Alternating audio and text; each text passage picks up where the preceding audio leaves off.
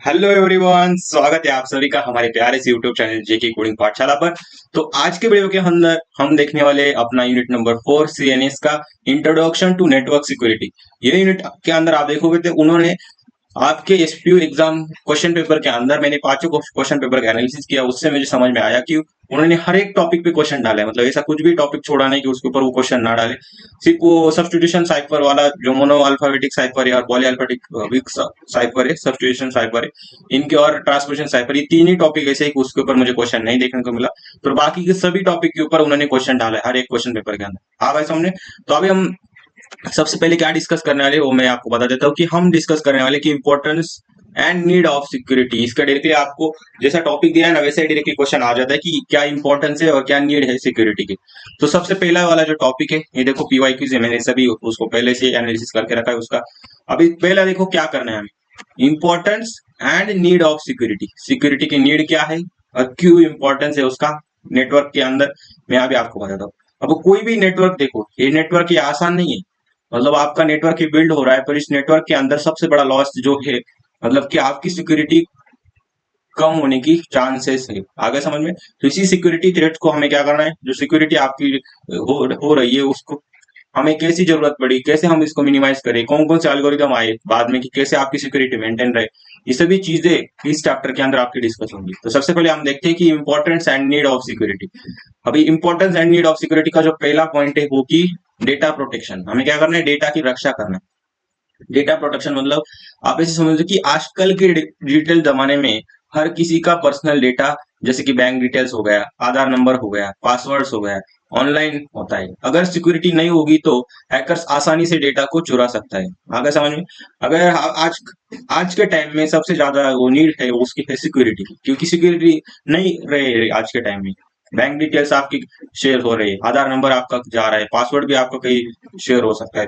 तो ऑनलाइन जैसे जैसे इंटरनेट बढ़ रहा है उसी हिसाब से आपको सिक्योरिटी की बहुत ही ज्यादा जरूरत है। आगे समझ में। तो ये साइबर सिक्योरिटी वाला जो सेक्शन है ना वो आगे बढ़ के बहुत चलने वाला है। आगे बहुत सबसे ज्यादा वो एआई के साथ साथ ही साइबर सिक्योरिटी वाला डोमेन बहुत फास्ट चलने वाला है। आगे समझ में।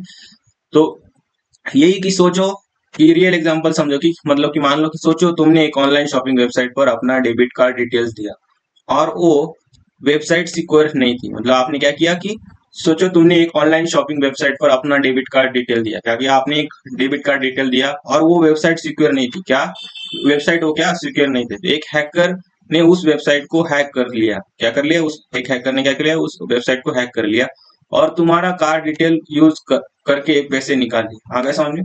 ऐसा समझो आप कि एक ऑनलाइन शॉपिंग वेबसाइट है और वहां क्या किया आपने, एक अपना डेबिट कार्ड डिटेल दिया और वो वेबसाइट सिक्योर नहीं थी। मतलब आपने क्या किया कि उधर पे किया, उस जो भी चीजें आपने खरीदी होगी उधर क्या किया, डेबिट कार्ड का यूज करके आपने कुछ लिया वहां से और पे किया। पर क्या क्या हो गया कि आपने डेबिट कार्ड की डिटेल्स वहां डाली ना, तो वो वेबसाइट सिक्योर नहीं थी। तो सिक्योर नहीं होती थी तो उसकी वजह से क्या होगा, एक हैकर ने उस वेबसाइट को हैक कर लिया और तुम्हारा कार्ड डिटेल यूज करके पैसे निकाल रहे हैं। मतलब आप उधर कोड डालते हो, अपने कार्ड का नंबर डालते हो, वहां से क्या होगा कि आपकी डिटेल्स वहां से चोरी हो गई। डिटेल्स हैकर ने क्या किया कि आपकी डिटेल्स, सभी डिटेल्स वहां से चोरी कर ली और जैसे वो डिटेल चोरी हो गई तो क्या कर लगा कि आपके बैंक अकाउंट से सभी जो पैसे है वो निकाल लेगा। आप ऐसा समझ में। तो ये डेटा प्रोटेक्शन नहीं रहा, उधर वो सिक्योर नहीं थी वेबसाइट, आपका डेटा वहां चला गया, आपका कोड नंबर वहां चला गया। तो उसकी वजह से क्या होगा, आपके जो डिटेल्स है वो चले गए और डिटेल चले जाने की वजह से आपके सभी पैसे अकाउंट से डेबिट हो गए। तो ये डेटा प्रोटेक्शन, इसकी वजह से हमें क्या मिली कि नेटवर्क सिक्योरिटी की जरूरत पड़ी। कंक्लूजन ये कि इसलिए ज्यादा डेटा को क्या करना पड़ता है, इंक्रिप्ट करना पड़ता है, पासवर्ड सिक्योर रखना और सिक्योर प्लेटफॉर्म यूज करना जरूरी है। अगर समझ, ये कंक्लूजन है कि आपको अगर डेटा प्रोटेक्शन करना है तो आपको क्या करना पड़ेगा, आपका डेटा इंक्रिप्ट करना पड़ेगा। अभी इंक्रिप्ट कैसे करते हैं मैं अभी आपको आगे बताऊंगा हर एक टेक्निक के अंदर।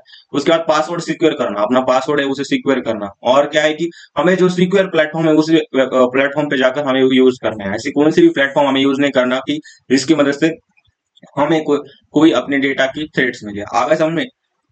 और उसके बाद है अनऑथराइज एक्सेस से प्रोटेक्शन। अनऑथराइज एक्सेस से प्रोटेक्शन मतलब सिक्योरिटी इंश्योर करते हैं कि सिर्फ ऑथराइज लोग ही सिस्टम का या डेटा तक पहुंच सकते हैं। आगे समझ में। सिक्योरिटी इंश्योर करती है कि सिर्फ ऑथराइज लोग ही किसी सिस्टम या डेटा तक पहुंच सकते हैं। अगर आपके सिक्योरिटी होगी मतलब सिक्योरिटी अगर होगी, जो जिस यूजर ने पहले लॉगिन किया है, जिस यूजर का ऑथराइजेशन हुआ है, वही यूजर क्या कर सके, उसका यूज कर सके। ऐसा नहीं कि कोई भी आके यूज कर सके। जैसे कि अभी एग्जांपल से समझ लो कि तुम्हारे कॉलेज का ऑनलाइन पोर्टल है जिसमें तुम्हारे मार्क्स, अटेंडेंस और फीस का डेटा होता है।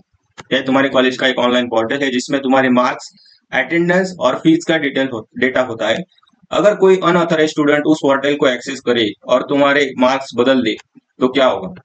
ऐसा समझो कि कोई अनऑथराइज यूजर है जिसको वो मार्क्स अगर जाके वो डायरेक्टली चेंज कर दे, क्या कर दे, चेंज कर दे आपके मार्क्स, मान लो उसने कम कर दिया अनऑथराइज जाकर, तो आपको रिजल्ट क्या मिलेगा? फेल दिखेगा। और आपने पेपर तो अच्छा लिखा था, तब भी आपको रिजल्ट क्या दिख रहा है? उधर फेल दिख रहा है। ये कभी कभी हो सकता है अगर वो वेबसाइट सिक्योर ना हो, आप कॉलेज की वेबसाइट सिक्योर ना हो, तो क्या हो सकता है कि आप कई बार आपने अच्छे मार्क्स स्कोर करके भी अगर किसी अनऑथराइज यूजर ने ऐसा किया कि आपके मार्क्स चेंज कर रहे, आ गए समझ में? तो इससे अटैक हो सकते हैं। तो इसके लिए आपको क्या करना पड़ेगा कि किसी को भी एक्सेस नहीं करने देने का, जो स्टूडेंट है उसको ही एक्सेस कर देना चाहिए। तो उधर क्या आ जाता है अपना, इसीलिए ऑथेंटिकेशन जैसे लॉगिन और पासवर्ड काफी इंपॉर्टेंट है। मतलब वो कोई भी आकर उसे लॉगिन ना कर सके, वो उसको कौन लॉगिन कर सकता है? सिर्फ जिस यूजर को उसका लॉगिन और पासवर्ड पता है वही उसे एक्सेस कर सके, ना कि कोई भी आके अनऑथराइज यूजर आके आपका डेटा चेंज कर दे उसमें से। आ गए समझ में? तो ये हो गया अपना अनऑथराइज एक्सेस से प्रोटेक्शन कैसे लेना है। नेक्स्ट है अपना थर्ड, बिजनेस रेपुटेशन रिपब्लिकेशन को की सुरक्षा। मतलब अगर किसी कंपनी का डेटा लीक हो जाता है तो उनकी रेपुटेशन खराब हो सकती है, कस्टमर का ट्रस्ट चला जाता है। आगे समझ में? अगर किसी कंपनी, मतलब ऐसे समझो बिजनेस रेपुटेशन, अगर किसी कंपनी का डेटा अगर लीक हो जाता है, तो डेटा लीक हो जाता है मतलब उनके अंदर की जो भी प्लान है वो भी चली जाती है। और जैसे ही उनके सभी प्लान डिस्क्लोज हो गए तो क्या हो जाएगा? आप देखो क्या हो जाएगा कि उनकी सभी इंफॉर्मेशन चली जाएगी। इंफॉर्मेशन जैसे ही चली जाएगी तो लोग बोलेंगे ये खुद का डेटा ही सिक्योर नहीं कर पा रहे, हमारी क्या सिक्योरिटी रखेंगे? तो क्या हो जाएगा उसकी वजह से कि वो डेटा लीक हो जाएगा। आगे समझ, डेटा लीक जैसे हो गया तो उस कंपनी की रेपुटेशन डाउन हो गई और कोई भी उससे सेल भी नहीं करेगा। आगे समझ, जैसे कि आप ये समझ लो एग्जाम्पल के लिए कि जैसे फेसबुक का डेटा लीक, सैंडल या किसी बैंक का साइबर अटैक, जिसके बाद लोग उन सर्विसेज से दूर हो जाते हैं। फेसबुक का डेटा लीक, सैंडल या किसी बैंक का साइबर अटैक, जिसके बाद लोग उन सर्विसेज से दूर हो जाते हैं। आगे समझ में? मैंने जैसे बताया कि कोई अगर वेबसाइट ऐसी है, उसका मान लो कोई प्लेटफॉर्म ऐसा है कि उसका डेटा लीक हो गया है। डेटा लीक होने की वजह से क्या हुआ है कि जैसे उनका डेटा लीक हो गया है, पब्लिक में ऐसी इंफॉर्मेशन फैल गई कि ये खुद का डेटा ही सिक्योर नहीं कर पा रहे, मतलब कि लोगों के पैसे उसके अंदर चले गए, लोगों के पैसे उसके अंदर चले गए। मतलब क्या हो गया, ऑटोमेटिकली जिस भी जो भी उधर उधर उधर थे, उनका क्या हो गया, डेटा ऑटोमेटिकली लीक हो गया और ऑटोमेटिकली बैंक अकाउंट से पैसे गायब होने लगे। तो ये क्या हो गया, ये क्या हो गया, लॉस हो गया ना, क्योंकि जो भी यूजर ने उधर लॉग इन किया था उसकी वजह से वो क्या हो गया कि उनके बैंक में से पैसे चल रहे हैं। तो स्पेशली डायरेक्टली क्या हो गया, उन पूरे पूरे जो सिस्टम था, जो भी था, उसके ऊपर सभी ग्लिच चला गया ना, कि आप डेटा सिक्योर ही नहीं रख पाए, इसकी वजह से हमारा इतना लॉस हो गया। तो वो कंपनी को लॉस भी भरना पड़ेगा, तो उसकी रेपुटेशन पूरी खत्म हो गई ना। आगे समझ, जिसके लिए सिक्योरिटी सबसे ज्यादा है। आगे समझ, कंक्लूजन आप देखो, कंपनी को अपना यूजर का डेटा सिक्योर रखना चाहिए, मेंटेन ट्रस्ट मेंटेन के लिए कंपनी को सबसे पहले जरूरी है कि वो क्या होना चाहिए कि वो कंपनी का यूजर का जो डेटा है वो सबसे सिक्योर होना चाहिए। आगे समझ में? नेक्स्ट है अपना की नेशनल सिक्योरिटी। अभी देखो, देश की सुरक्षा सबसे ज्यादा इंपॉर्टेंट है। कई सारे लोग, अभी क्या हो रहा था आपने देखा ना कि अभी जो अपना इंडिया पाकिस्तान का वार चल रहा था, उस समय कुछ लोगों ने वहां से साइबर अटैक करने की कोशिश की। आगे समझ में? तो वहां अगर आपकी साइबर सिक्योरिटी सबसे अच्छी है तो वहां से क्या होगा कि अपना यूजर्स के लोगों का डेटा सिक्योर रहा। आगे समझ में? तो ऐसे समझो कि गवर्नमेंट सिस्टम जैसे मिलिट्री इंटेलिजेंस एजेंसीज के डेटा का सिक्योर होना बहुत जरूरी है। अगर ये डेटा दूसरी कंट्रीज के हाथ लग जाए तो नेशनल सिक्योरिटी खतरे में पड़ सकती है। आगे समझ में? तो अपने देश को भी अभी से या आगे से भी क्या करना पड़ेगा कि अपने नेशनल सिक्योरिटी को बहुत ज्यादा ध्यान में रखना पड़ेगा। जैसे मिलिट्री, नेवी, जिसके ऊपर ज्यादा आर्टिफिशियल इंटेलिजेंस, जिसके ऊपर ज्यादा जैसे डेवलपमेंट चल रही है, बिजनेस जैसा चल रहा है, उस जैसे डेवलपमेंट के साथ सबसे ज्यादा जरूरी है कि सिक्योरिटी भी मेंटेन रहे, अपना देश ऐसे लोगों से सुरक्षित रहे कि जो अपने देश का क्या कर रहे हैं, मतलब कि आपके देश को खतरे में ना डाले। आगे समझ में? कि अपने देश को खतरे में ना डाले, ऐसे लोगों से हमें बचना है। तो अपनी साइबर सिक्योरिटी को बहुत ही अच्छा करना पड़ेगा। तो आगे भी जाके हमारे जो भी कंट्रीज है उस कंट्री के अंदर आगे भी जाके हमें ऐसी सिक्योरिटी थ्रेट्स मिल सकती है। तो अपने युवा है उनको ये आगे पहले से ही तैयार करना पड़ेगा। आगे समझ में? तो पहले से ही लोगों को साइबर सिक्योरिटी के ऊपर ज्यादा काम करो, उसके ऊपर रिसर्च करो, ऐसी सिक्योरिटी लाओ कि कोई भी हमारे डेटा को कोई भी लीक ना कर सके। आगे समझ में? तो ऐसे वन स्टेप बाय स्टेप करके हमें डेवलप करना है। तो पहले तो आपको ये साइबर सिक्योरिटी के बारे में लोगों के अंदर इंटरेस्ट डेवलप करना पड़ेगा, क्योंकि हर को अभी तक इंटरेस्ट है लोगों में पर बहुत कम है, तो उसको बढ़ाना पड़ेगा। साइबर सिक्योरिटी के लोगों के अंदर इंटरेस्ट बढ़ाना पड़ेगा, आगे समझ में। तो ये ज्यादा जरूरी है, आगे समझ। नेक्स्ट है अपना रियल लाइफ एग्जांपल देखोगे तो cyber attacks on defence website या कॉन्फिडेंशियल गवर्नमेंट डॉक्यूमेंट्स को लीक हो सकता है, आगे समझ में। जैसे कि डिफेंस के डॉक्यूमेंट्स हो गए, ऐसी चीजें अगर लीक होने लगी तो इसको हमें सिक्योर करना है। तो इसे सिक्योर करने के लिए नेशनल सिक्योरिटी के अंदर ये सबसे ज्यादा इंपॉर्टेंट है, आगे समझ। कोई भी डॉक्यूमेंट ऐसे ना चले जाए, आगे समझ। नेक्स्ट है कि नेशनल लेवल पर भी साइबर सिक्योरिटी एक बड़ी जरूरत है, आगे समझ। जैसे अपने सोल्जर्स है, बाकी सभी चीजें है, उसी के साथ आपको अपने इंडियाई कंट्री को क्या करना पड़ेगा कि नेशनल सिक्योरिटी रखना बहुत जरूरी है, आगे समझ में। तो उसी के साथ आप साइबर सिक्योरिटी के ऊपर भी काम करना उतना ही जरूरी है, ऐसा मेरा कहना है, आगे समझ में। सबका ही कहना है, आगे समझ में। नेक्स्ट है अपना फाइनेंशियल सिक्योरिटी। फाइनेंशियल सिक्योरिटी आप देखोगे तो ऑनलाइन बैंकिंग हो गई, यूपीआई हो गया, वॉलेट्स हो गया, सब डिजिटल हो गया। अगर सिक्योरिटी ना हो तो लोगों के करोड़ के नुकसान हो सकते हैं, आगे समझिए। अगर सिक्योरिटी ना हो तो लोगों के क्या हो सकते हैं, करोड़ के नुकसान हो सकते हैं। तो आपको क्या करना पड़ेगा, फाइनेंशियल सिक्योरिटी देनी पड़ेगी।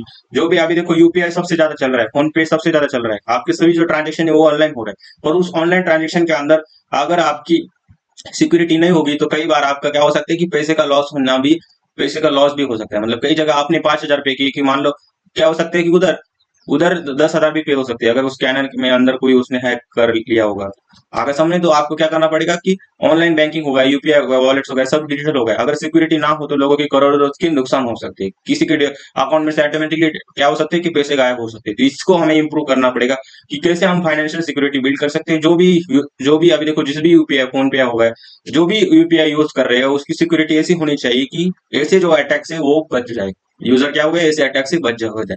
जैसे कि किसी का यूपीआई पिन लीक हो गया और उसके बैंक अकाउंट से सारे पैसे निकल गए, आगे समझ लिया। ये सभी को आपको पता ही है।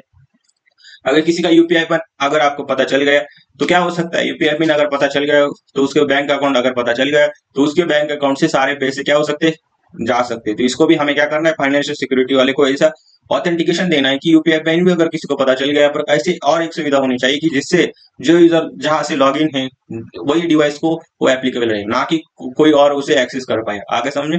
नेक्स्ट कंक्लूजन यही कि ओटीपी पिन इंक्रिप्शन जैसे मेजर्स इसलिए यूज किया जाए, इनक्रिप्ट होना चाहिए, ओटीपी किसी को दिखना नहीं चाहिए, आगे समझ। इनक्रिप्ट फॉर्म में वो ओटीपी या पिन होना चाहिए, आगे समझ में। तो ये हो गया अपना पूरा फाइनेंशियल सिक्योरिटी। नेक्स्ट है अपना कि नेटवर्क अटैक क्या होता है, उसके बारे में हमें समझना है। तो ये जो मैंने बताया ना कि इसकी वजह से हमें नीड पड़ी कि क्यों सिक्योरिटी की जरूरत है, आगे समझ में। तो वैसे वन बाय वन करके हम एक एक करके समझते चलते।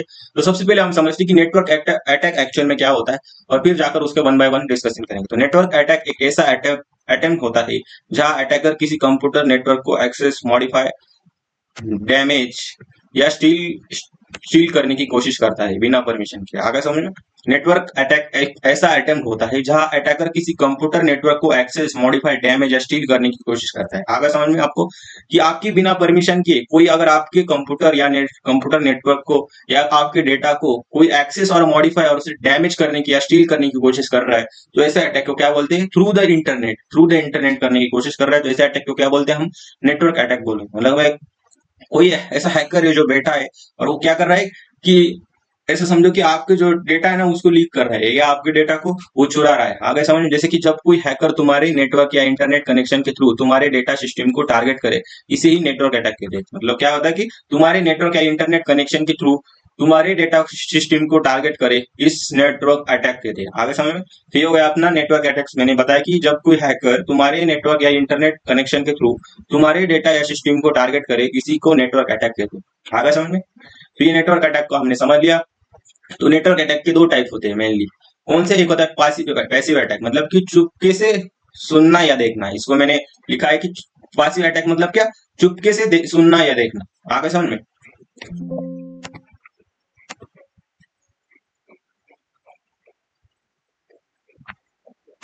चुपके से देखना या सुनना, ये किसके अंदर आता है, अपना पासिव अटैक्स के अंदर। तो पासिव अटैक्स क्या होते हैं, मैं आपको पहले वन लाइन बाय लाइन समझाता हूँ। पासिव अटैक्स वो होता है जिसमें अटैकर सिर्फ मॉनिटर करता है, क्या करता है, डेटा को सिर्फ मॉनिटर करता है बिना किसी चेंज किए। डेटा को चेंज नहीं करता, वो सिर्फ देखता रहता है, मॉनिटर करता रहता है। ये सीक्रेटली सीक्रेटली होता है, सिस्टम या डेटा को डैमेज नहीं करता, बस उसका ऑब्जर्वेशन करता है। मतलब कोई भी सिस्टम को मैं डैमेज नहीं करता, कोई भी उसके अंदर चेंजेस नहीं करता, सिर्फ क्या करता रहता है, ऑब्जर्वेशन करता रहता है। जैसे कि आप समझो कि सोचो तुम एक पब्लिक वाईफाई जैसे कि एयरपोर्ट या कैफे का यूज कर रहे हो, एक हैकर भी उस वाईफाई से कनेक्ट है, तो वो हैकर एक टूल यूज करता है जैसे कि पैकेट स्नाइपर, और तुम्हारे डेटा पैकेट्स को चुपके से रीड करता है। जैसे तुम्हारा ईमेल कंटेंट, लॉगिन क्रेडेंशियल या ओटीपी, इसके बारे में क्या होती है, उसको जानकारी मिल जाती है। आगे समझ में? तो आपको ये देखना है कि है पब्लिक जो वाईफाई है वह आप कितना यूज करना है, ये इसके बारे में भी आप सोचो। आगे समझ में? वो पैकेट स्नाइपर नाम का एक टूल यूज करके क्या हो सकता है कि आपका डेटा रीड कर सकता है, जैसे कि आपका ईमेल अकाउंट हो गया।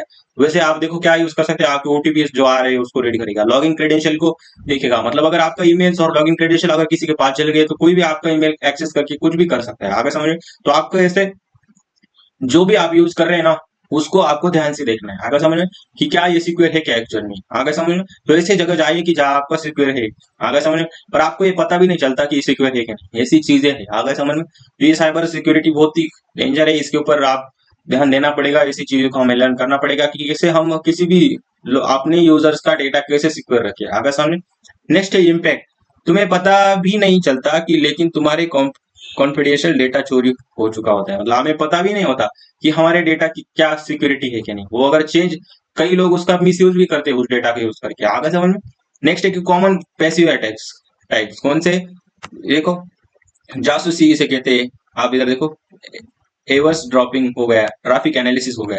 तो ऐसे कॉमन पासिव अटैक से आपको ये याद रखनी, आपको डायरेक्टली लिखना है पूरा पासिव अटैक्स के अंदर क्या है। पासिव अटैक मतलब कि ऑब्जर्वेशन स्नाइप करता है डेटा विदाउट चेंजिंग इट, उसको चेंज नहीं करता, सिर्फ स्नाइप करता है। मैंने बताया चुपके से देखना बिना छेड़छाड़ के। आगे समझ में? चुपके से देखता रहता है, कोई भी उसको छेड़छाड़ नहीं करता उसके अंदर। ये सिंपल सा पासिव अटैक अभी हमारा हो चुका है। नेक्स्ट है अपना एक्टिव अटैक। एक्टिव अटैक मतलब क्या, डेटा में छेड़छाड़ करना। अभी एक्चुअल में डेटा के अंदर छेड़छाड़ करना कौन करता है, एक्टिव अटैक करता है। मतलब एक्टिव अटैक में अटैकर डेटा को मॉडिफाई करता है, फेक डेटा को इंजेक्ट करता है, या नेटवर्क सर्विस को डिस्टर्ब करने का काम ही करता है। तो डेटा को मॉडिफाई करना हो गया, फेक डेटा को इंजेक्ट करना हो गया, या नेटवर्क सर्विस को डिस्टर्ब करता है। अगर सामने ये अटैक विजिबल होता है, ये अटैक क्या होता है, विजिबल होता है, और सिस्टम या यूजर को नुकसान पहुंचाता है। ये अटैक विजिबल होता है और सिस्टम या यूजर को क्या करता है, नुकसान पहुंचाने का काम करता है।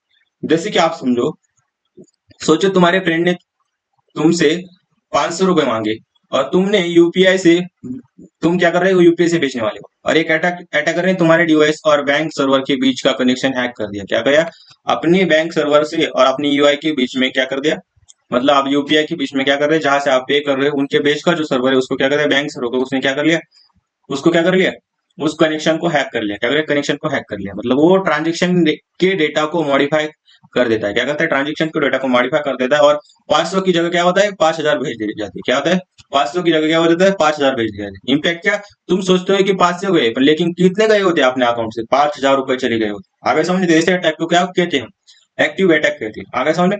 Common attack type, active type देखोगे तो मैन इन मिडल अटैक एक अपना किसके अंदर आता है, एक्टिव अटैक के अंदर आता है। और अच्छे से देखेंगे हम इसको, बीच में ही घुसकर डेटा बदलना क्या होता है, मैन इन मिडल अटैक। मतलब बीच के घुसकर, जैसे कि बीच में ना आपके डिवाइस हो गया, बैंक का सर्वर हो गया, बीच में वो जो कनेक्शन बिल्ड हो रहा है उसके अंदर से वो डेटा को क्या करता है, चुरा लेता है। और डेनियल ऑफ सर्विस मतलब क्या, डॉस, सर्वर क्रैश कर देना, सर्वर क्रैश कर देना। ये आपने डॉस अटैक के बारे में अभी पढ़ा होगा कि कैसे सर्वर को क्रैश करता है। नेक्स्ट है अपना सेशन हाईजैकिंग, यूजर के लॉगिन सेशन को हैक कर लेता। जिसके मैसेज मॉडिफिकेशन, डेटा को अल्टर कर देना, क्या करना, मैसेज को मॉडिफाई करना। ये सभी अटैक्स इसके अंदर आते हैं, अपने अटैक्स, एक्टिव अटैक्स के अंदर आते हैं। जैसे कि एक्टिव अटैक्स सिर्फ समरी सुन लो कि मॉडिफाई, इंजेक्ट, डिस्टर्ब, खुले आम तोड़फोड़ करना या डेटा को मिसयूज करना, इसके अंदर आता है अपना एक्टिव अटैक के अंदर। तो ये दो अटैक है, ये दो अटैक से हमें बचकर रहना है। तो इसके लिए हमें अपनी सिक्योरिटी को बढ़ाना होगा। कैसे बढ़ाएंगे, ये अभी जो साइबर सिक्योरिटी जो भी सीख रहे हैं उनके लिए ये चैप्टर बहुत ही इंपॉर्टेंट है। एक एक चीजों समझो, आगे आगे हम समझेंगे कि कैसे अपनी सिक्योरिटी काम करती है। इसको अगर जो भी समझ लेगा ना, उसके कई सारे बेसिक इसके अंदर क्लियर हो जाएंगे। आगे समझ में? तो इसको हमें यहाँ से थोड़ा थोड़ा नेटवर्किंग के बारे में स्टडी करते रहो, साइबर सिक्योरिटी के बारे में स्टडी करते रहो। बाद में पढ़ते बैठो, साइबर सिक्योरिटी को भी बहुत ज्यादा स्कोप है, तो उसके बारे में भी आप स्टडी कर सकते हैं फ्यूचर में। आगे समझ में? नेक्स्ट है अपना एक्टिव अटैक क्या होता है, उसके बाद है पैसिव अटैक। इन दोनों के बीच में हमें क्या चाहिए, डिफरेंस चाहिए। जैसे कि डेटा को मॉडिफाई, डिलीट या इंजेक्ट करता है, कौन करता है, अपने एक्टिव अटैक के अंदर देखो कि क्या करता है, डेटा को मॉडिफाई, डिलीट और इंजेक्ट करने का काम अपना एक्टिव अटैक करता है। सिर्फ मॉनिटर या ऑब्जर्व करता है, कौन, पैसिव अटैक। और इंटेंट उद्देश्य क्या है कि एक्टिव अटैक का, कि यही कि डैमेज या डिस्टर्ब या मिसयूज करना। इसका क्या है, सीक्रेटली गैदर इंफॉर्मेशन, क्या करता है, सीक्रेटली गैदर इंफॉर्मेशन को गैदर करने का काम करता है। सिस्टम सर्विस को नुकसान पहुंचाता है एक्टिव अटैक, पता ही आपको, अभी मैंने समझाया तो आपको पता चल ही गया होगा कि क्या है उसका।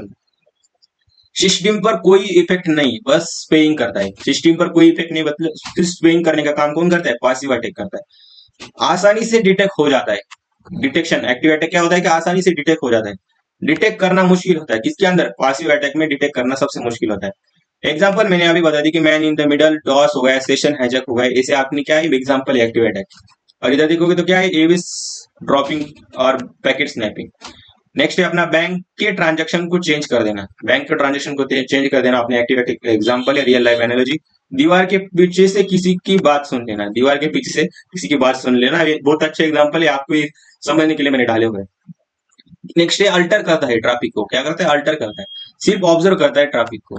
और सिक्योरिटी देखोगे तो हाई कॉन्फिडेंशियलिटी, अभी मैं दिखाऊंगा कि प्रिंसिपल क्या है, इंटीग्रिटी क्या है और अवेलेबिलिटी क्या है, इसमें रिस्क में आ जाती है आगे समझ। और मॉडरेट कॉम्पेटिबिलिटी, ग्रीक्स ओनली, आगे समझ में। ये दोनों जो है इनको आपको अच्छे से एक बार पढ़ लेना है।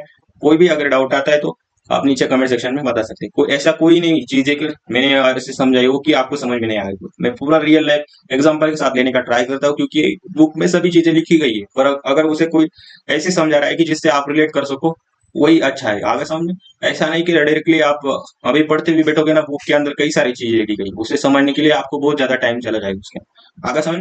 इसको आप एक बार पढ़ लो और बाद में जाकर आपके पेपर में जैसा लिखना है वो पढ़ भी सकते हो आगे समझ। पढ़ना है सिक्योरिटी थ्रेड्स के बारे में। सिक्योरिटी थ्रेड्स में सबसे बड़ा पहला पॉइंट आता है कि क्या आता है अपना, अनऑथराइज एक्सेस, बिना परमिशन के एक्सेस। इसके ऊपर डायरेक्टली आपको क्वेश्चन दिया गया है कि अनऑथराइज एक्सेस को आप एक्सप्लेन करो। तो आप देखो इसको अगर आप कैसे समझ लोगे और एक्सप्लेन करोगे अपने वर्ड्स के अंदर तो अच्छा रहेगा। देखो कैसे, जब कोई पर्सन या प्रोग्राम बिना प्रॉपर ऑथराइजेशन की किसी सिस्टम, नेटवर्क या डेटा को एक्सेस करता है, इसे अनऑथराइज एक्सेस कहते हैं। मतलब कि बिना, ऐसा पर्सन या प्रोग्राम बिना प्रॉपर ऑथराइजेशन के, मतलब किसी ने उसके लॉगिन भी नहीं किया और पासवर्ड भी नहीं डाला, डायरेक्टली अपने सिस्टम के अंदर जाकर या नेटवर्क के थ्रू क्या कर रहा है, डेटा को एक्सेस करने का प्रयास कर रहे हैं, ऐसे को क्या कहते हैं हम, अनऑथराइज एक्सेस कहते हैं। जैसे कि मैंने अभी बताया आपको, सोचो तुम्हारे कॉलेज का रिजल्ट पोर्टल है जिसमें सिर्फ टीचर लॉगिन कर सकते हैं। अगर कोई स्टूडेंट टीचर का यूजर नेम पासवर्ड गेस करके लॉगिन करे और मार्क्स चेंज कर दे, ये अनऑथराइज एक्सेस होगा। मतलब कि ऐसा मार्क्स वाला जो सेक्शन होगा, जो एडमिन के पास होगा, उसके अंदर सिर्फ टीचर ही उसको क्या कर सकते हैं, फिल कर सकते हैं उसके अंदर डेटा को। पर ऐसा हो गया है कि आपने, आपको उसका एक्सेस मिल गया तो आप डायरेक्टली क्या कर सकते हो उसके अंदर, अपने मार्क्स, खुद के मार्क्स तो बढ़ा लेंगे ना। तो ऐसा नहीं होना चाहिए ना, आपके रियल जो मार्क्स है वही कर सकते हैं। तो इसी को हमें क्या करना है, ऐसा अगर कोई अनऑथराइज स्टूडेंट आ गया, मतलब कि वो एडमिन सेक्शन में जाकर क्या कर रहा है, एडमिन सेक्शन में जाकर उसको चेंज करने की कोशिश कर रहा है। क्या कर रहा है, गेस करके, पासवर्ड गेस करके, क्या कर रहा है, पासवर्ड गेस करके क्या कर रहा है कि मान लो किसी में टीचर का नाम उसको पता है, उसका ईमेल आईडी और पासवर्ड अगर पता होगा तो लॉग इन करके क्या कर लेगा, उसका पूरा जो, क्या कर सकता है कि वह रिजल्ट पोर्टल पे जाके उसके मार्क्स बढ़ा सकता है आगे समझने। तो इसे अनऑथराइज होगा ना, मतलब वो ऑथराइज भी नहीं है। तो इसे अनऑथराइज तरीके से अगर कोई एक्सेस कर रहा है डेटा को, तो क्या हो जाएगा, क्या हो जाएगा उसकी वजह से, कि आपका जो मतलब सिक्योर नहीं रहेगा आगे समझ में। तो यही यही होता है इम्पैक्ट इसका, यही होगा कि कॉम्पिटिशन डेटा लीक हो सकता है आगे समझ में। उसके बाद सिस्टम इंटीग्रिटी खराब हो सकती है, सिस्टम की इंटीग्रिटी खराब हो सकती है। पर्सनल या फाइनेंशियल इंफॉर्मेशन के मिसयूज हो सकता है, जैसे अगर अनऑथराइज एक्सेस कोई भी यूज करने लगा। स्ट्रॉन्ग पासवर्ड आपको लेना पड़ेगा अगर इससे प्रिवेंट करना है। तो जो भी, जैसे वो जो मैम थी उसका ईमेल और क्या हुआ, पासवर्ड उसको स्ट्रॉन्ग रखना पड़ेगा। कोई भी गेस करके ऐसा ना डाले कि एकदम सिंपल पास @1 2 3 4 ऐसे पासवर्ड डालोगे तो क्या हो जाएगा, एक्सेस मिल जाएगा ना, कोई भी उसे एक्सेस कर सकता है। गेस करके नॉर्मल जो पासवर्ड सभी के होते हैं वो गेस करके क्या होगा, प्रॉब्लम आ सकती है। तो आपको भी ये करना है कि आप जब भी कोई भी ईमेल का अकाउंट बनाओगे तो पासवर्ड ऐसा रखना है कि कोई उसे गेस ना कर पाए आगे समझे। नेक्स्ट है आपने कि टू फैक्टर ऑथेंटिकेशन, क्या है टू फैक्टर ऑथेंटिकेशन, 2FA आपको डालना है। नेक्स्ट है role based access control, role based access control आपको करना है। इतने सारे प्रिवेंटेशन, उसे इम्पैक्ट और उसके रियल लाइफ एग्जांपल और डेफिनेशन के साथ मैंने अनऑथराइज एक्सेस को आपको बताया, और यही सभी चीजें आपको पेपर के अंदर लिखनी है इंग्लिश के अंदर आगे समझ। तो ये आपको समझ गया होगा, आप अपने वर्ड्स के अंदर इसको लिख सकते हो।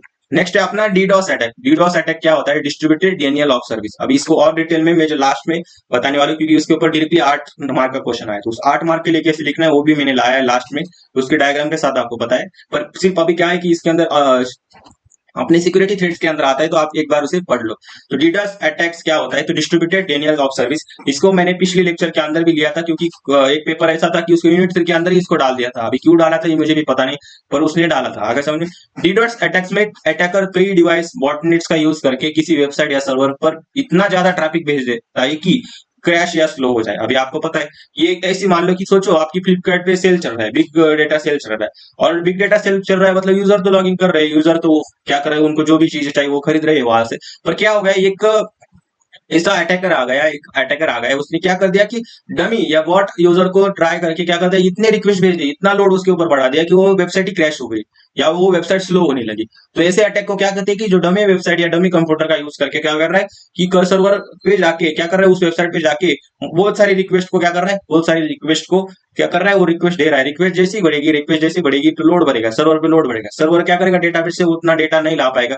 सर्वर पे जैसे ही लोड बढ़ गया, सर्वर पे लोड अगर बढ़ गया तो उसकी वजह से क्या हो जाएगा, उसकी वजह से हो जाएगा उस वेबसाइट हो जाएगी क्रैश। और जैसे ही वेबसाइट क्रैश हो गई, जो यूजर एक्चुअल में वहां से कुछ परचेस करने चाहते हैं उनको भी नहीं मिलेगा। आगे समझ में, तो ये इम्पैक्ट उसके अंदर हो जाता है, सर्वर डाउन हो जाता है, बिजनेस का लॉस हो जाता है। ये तो सबसे बड़ा इंपॉर्टेंट है। अगर मान लो कि फ्लिपकार्ट की वेबसाइट है, अगर उसके ऊपर कोई डमे अटैक हो गया, डीडोस अटैक हो गया, तो क्या हो जाएगा कि वो वेबसाइट वैसे डाउन हो जाएगी। आगे समझ में, ऐसे तो होने वाला नहीं क्योंकि इतना बड़ा प्लेटफॉर्म है, सिक्योर ऑब्वियसली होगा। और कई बार ऐसा हैकर आ गया कि उसने एक्चुअल में वो काम करके दिखाया डीडोस अटैक का, तो ये हो सकता है। आगे समझ में, तो डीडोस अटैक क्या करेगा,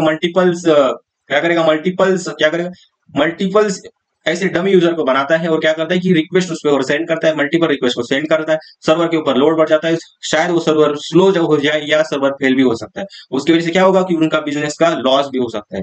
आगे समझ, कस्टमर फ्रस्ट्रेटेड हो जाते हैं, मतलब कि बाकी यूजर भी एक्सेस नहीं कर पाते ना, जैसे कि पेमेंट के ऊपर ही उनका सर्वर स्लो हो जाता है, तो उसकी वजह से गोल गोल गोल गोल गोल गोल पूरा मिलता, उसकी वजह से क्या हो जाएगा, उनकी लोडिंग आपको देखने को मिलेगी। आगे समझ में, तो उसकी वजह से क्या होता है, यूजर फ्रस्ट्रेटेड हो जाता है कि कब तक चलेगा, मैं तो पैसे यहाँ से पे करने का ट्राई कर रहा हूँ, उधर पे ही नहीं हो रहे, तो जाने दो। अभी मैं क्या करता हूँ कि दूसरे की वेबसाइट के ऊपर जाता हूँ। आगे समझना, तो इधर लॉस हो गया ना उनका, जो भी फ्लिपकार्ट है उनका लॉस हो गया। नेक्स्ट है कि आपको प्रिवेंट करना होगा, तो क्या करना पड़ेगा इस अटैक को, अगर जितने यूजर बढ़ रहे हैं उतनी स्केलेबिलिटी बढ़ा दो। तो ये भी एक मेन फैक्टर है कि अभी स्केलेबिलिटी ज्यादा बढ़ा सकते हैं, क्लाउड के ऊपर स्केलेबिलिटी उतनी बढ़ा सकते हैं आप, उतनी तेजी से वो डेटा बढ़ सकता है जितना आप यूजर डालोगे। डालो कितना डालना चाहते हो, पर हम क्या करेंगे, स्केलेबिलिटी बढ़ा देंगे तो अपना सर्वर का लोड क्या हो जाएगा, कम हो जाएगा, और अपना सर्वर जो भी है वो एकदम एक्यूरेटली चलेगा। आगे समझ में, रेट लिमिटिंग कर सकते हो कि DDoS protection services, Cloudflare, AWS shield, जो मैंने बताया कि आप क्लाउड पेयर और एडब्ल्यूएस शील्ड बनाकर आप क्या कर सकते हो, ये डीडोस अटैक से बच सकते हो। रेट लिमिटिंग मतलब आप इतने ही लोगों को पहले ले सकते हो, ऐसा आप रेट भी लगा सकते हो, लिमिटिंग लगा सकते हो वहां पर। आगे समझ दिए गए डीडोस अटैक। नेक्स्ट है हमें समझना है कि man in the middle, MITM attack, इसके ऊपर भी क्वेश्चन आया हुआ है, तो इसको भी आप प्रॉपर्ली देखो। इस अटैक में अटैकर तुम्हारे और दूसरे पर्सन के बीच में कम्युनिकेशन के बीच का रास्ता पकड़ लेता है। मतलब कि मान लो एक यूजर है और एक दूसरा यूजर है, और उनके बीच में क्या करने के काम करने कम्युनिकेशन को पकड़ लेता है। मतलब जैसे कि आपको अभी बताया ना मैंने कि पासिव अटैक की तरह की, मतलब वो देखता रहता है कि आपके बीच में क्या कम्युनिकेशन चल रहा है, जिसे दोनों को पता नहीं चलता कि थर्ड पार्टी सुन रहा है या डेटा को मॉडिफाई कर रही है। आगे समझ में, अभी आप जो अटैक मैंने आपको समझाए थे उसके अंदर आप देख सकते हो कि अपना जो एक्टिव अटैक है उसके बीच में घुस के क्या करता है, डेटा को पढ़ना जानता है। अपना एक्टिव अटैक का एग्जांपल है, मैंने पैसिव बोला था वो रॉन्ग है। तो एक्टिव अटैक का एक एग्जांपल है man in the middle.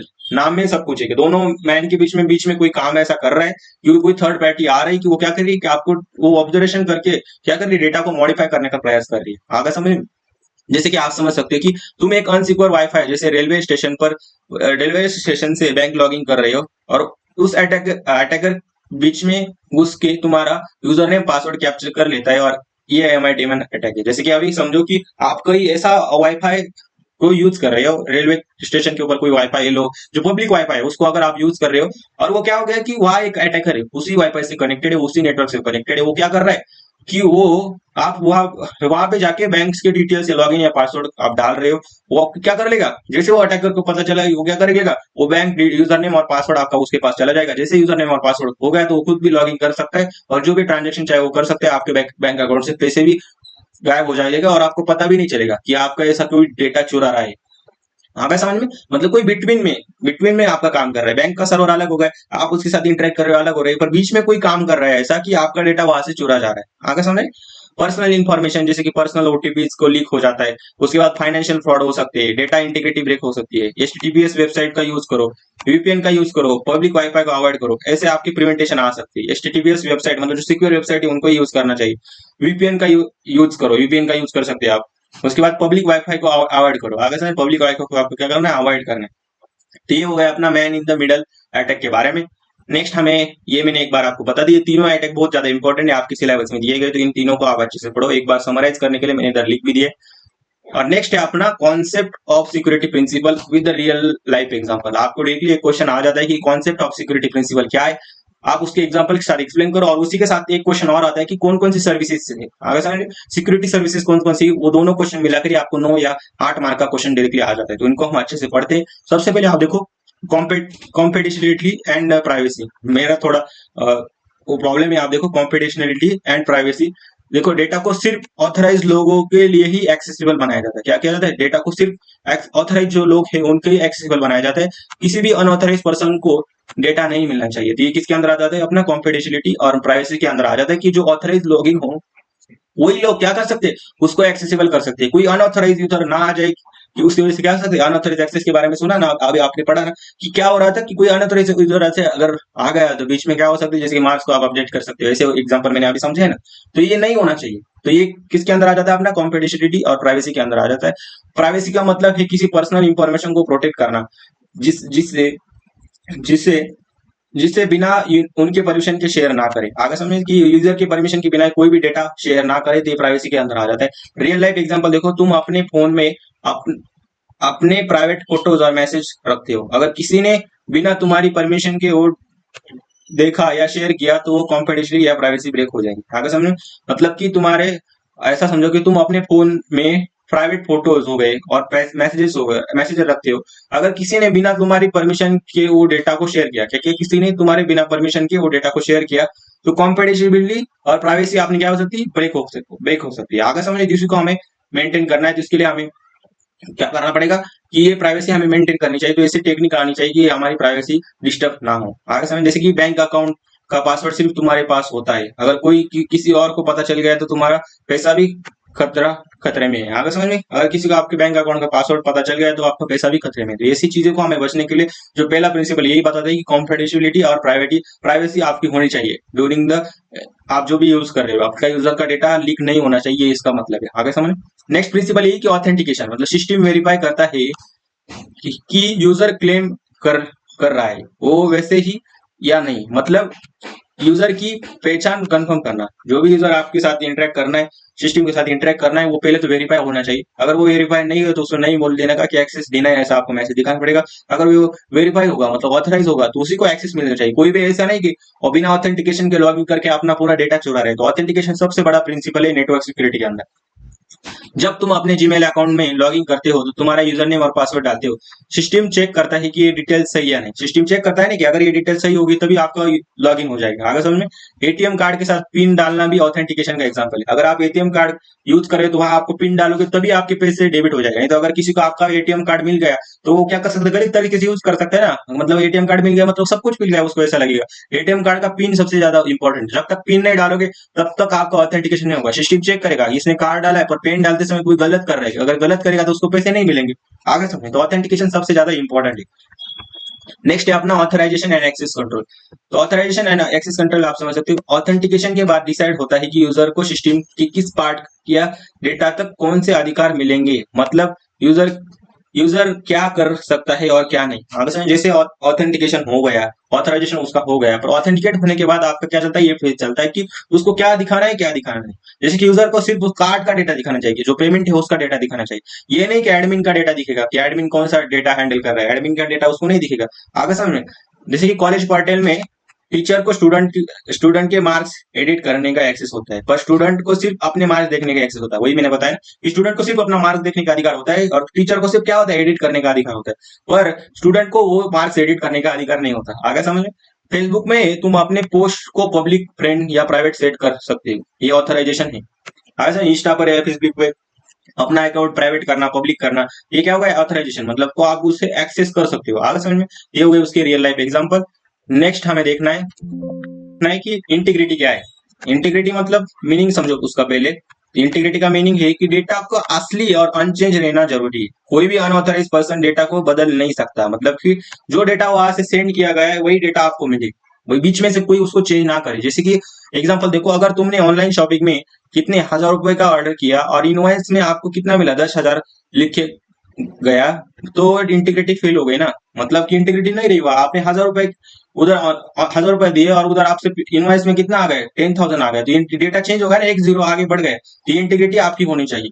Exam result portal पे अगर मार्क्स गलत दिखाए जाए तो भी इंटीग्रिटी का इशू होता है। अगर मान लो कि आपके मार्क्स, अगर एग्जाम पोर्टल आपको पता है कि आपने पेपर खुद देखा है कि आपके मार्क्स इतने हैं, पर एग्जाम पोर्टल वो गलत दिखा रहा है, मतलब क्या हो गया कि आपका डेटा एक्चुअल में उसकी इंटीग्रिटी नहीं रही, एक्चुअल में उसका डेटा चेंज हो गया। आगे समझ। नेक्स्ट हमें नॉन रिपुटेशन। नॉन रिपुटेशन मतलब क्या, यूजर अपने किया गया काम जैसे कि मैसेज भेजना, ट्रांजेक्शन करना को बाद में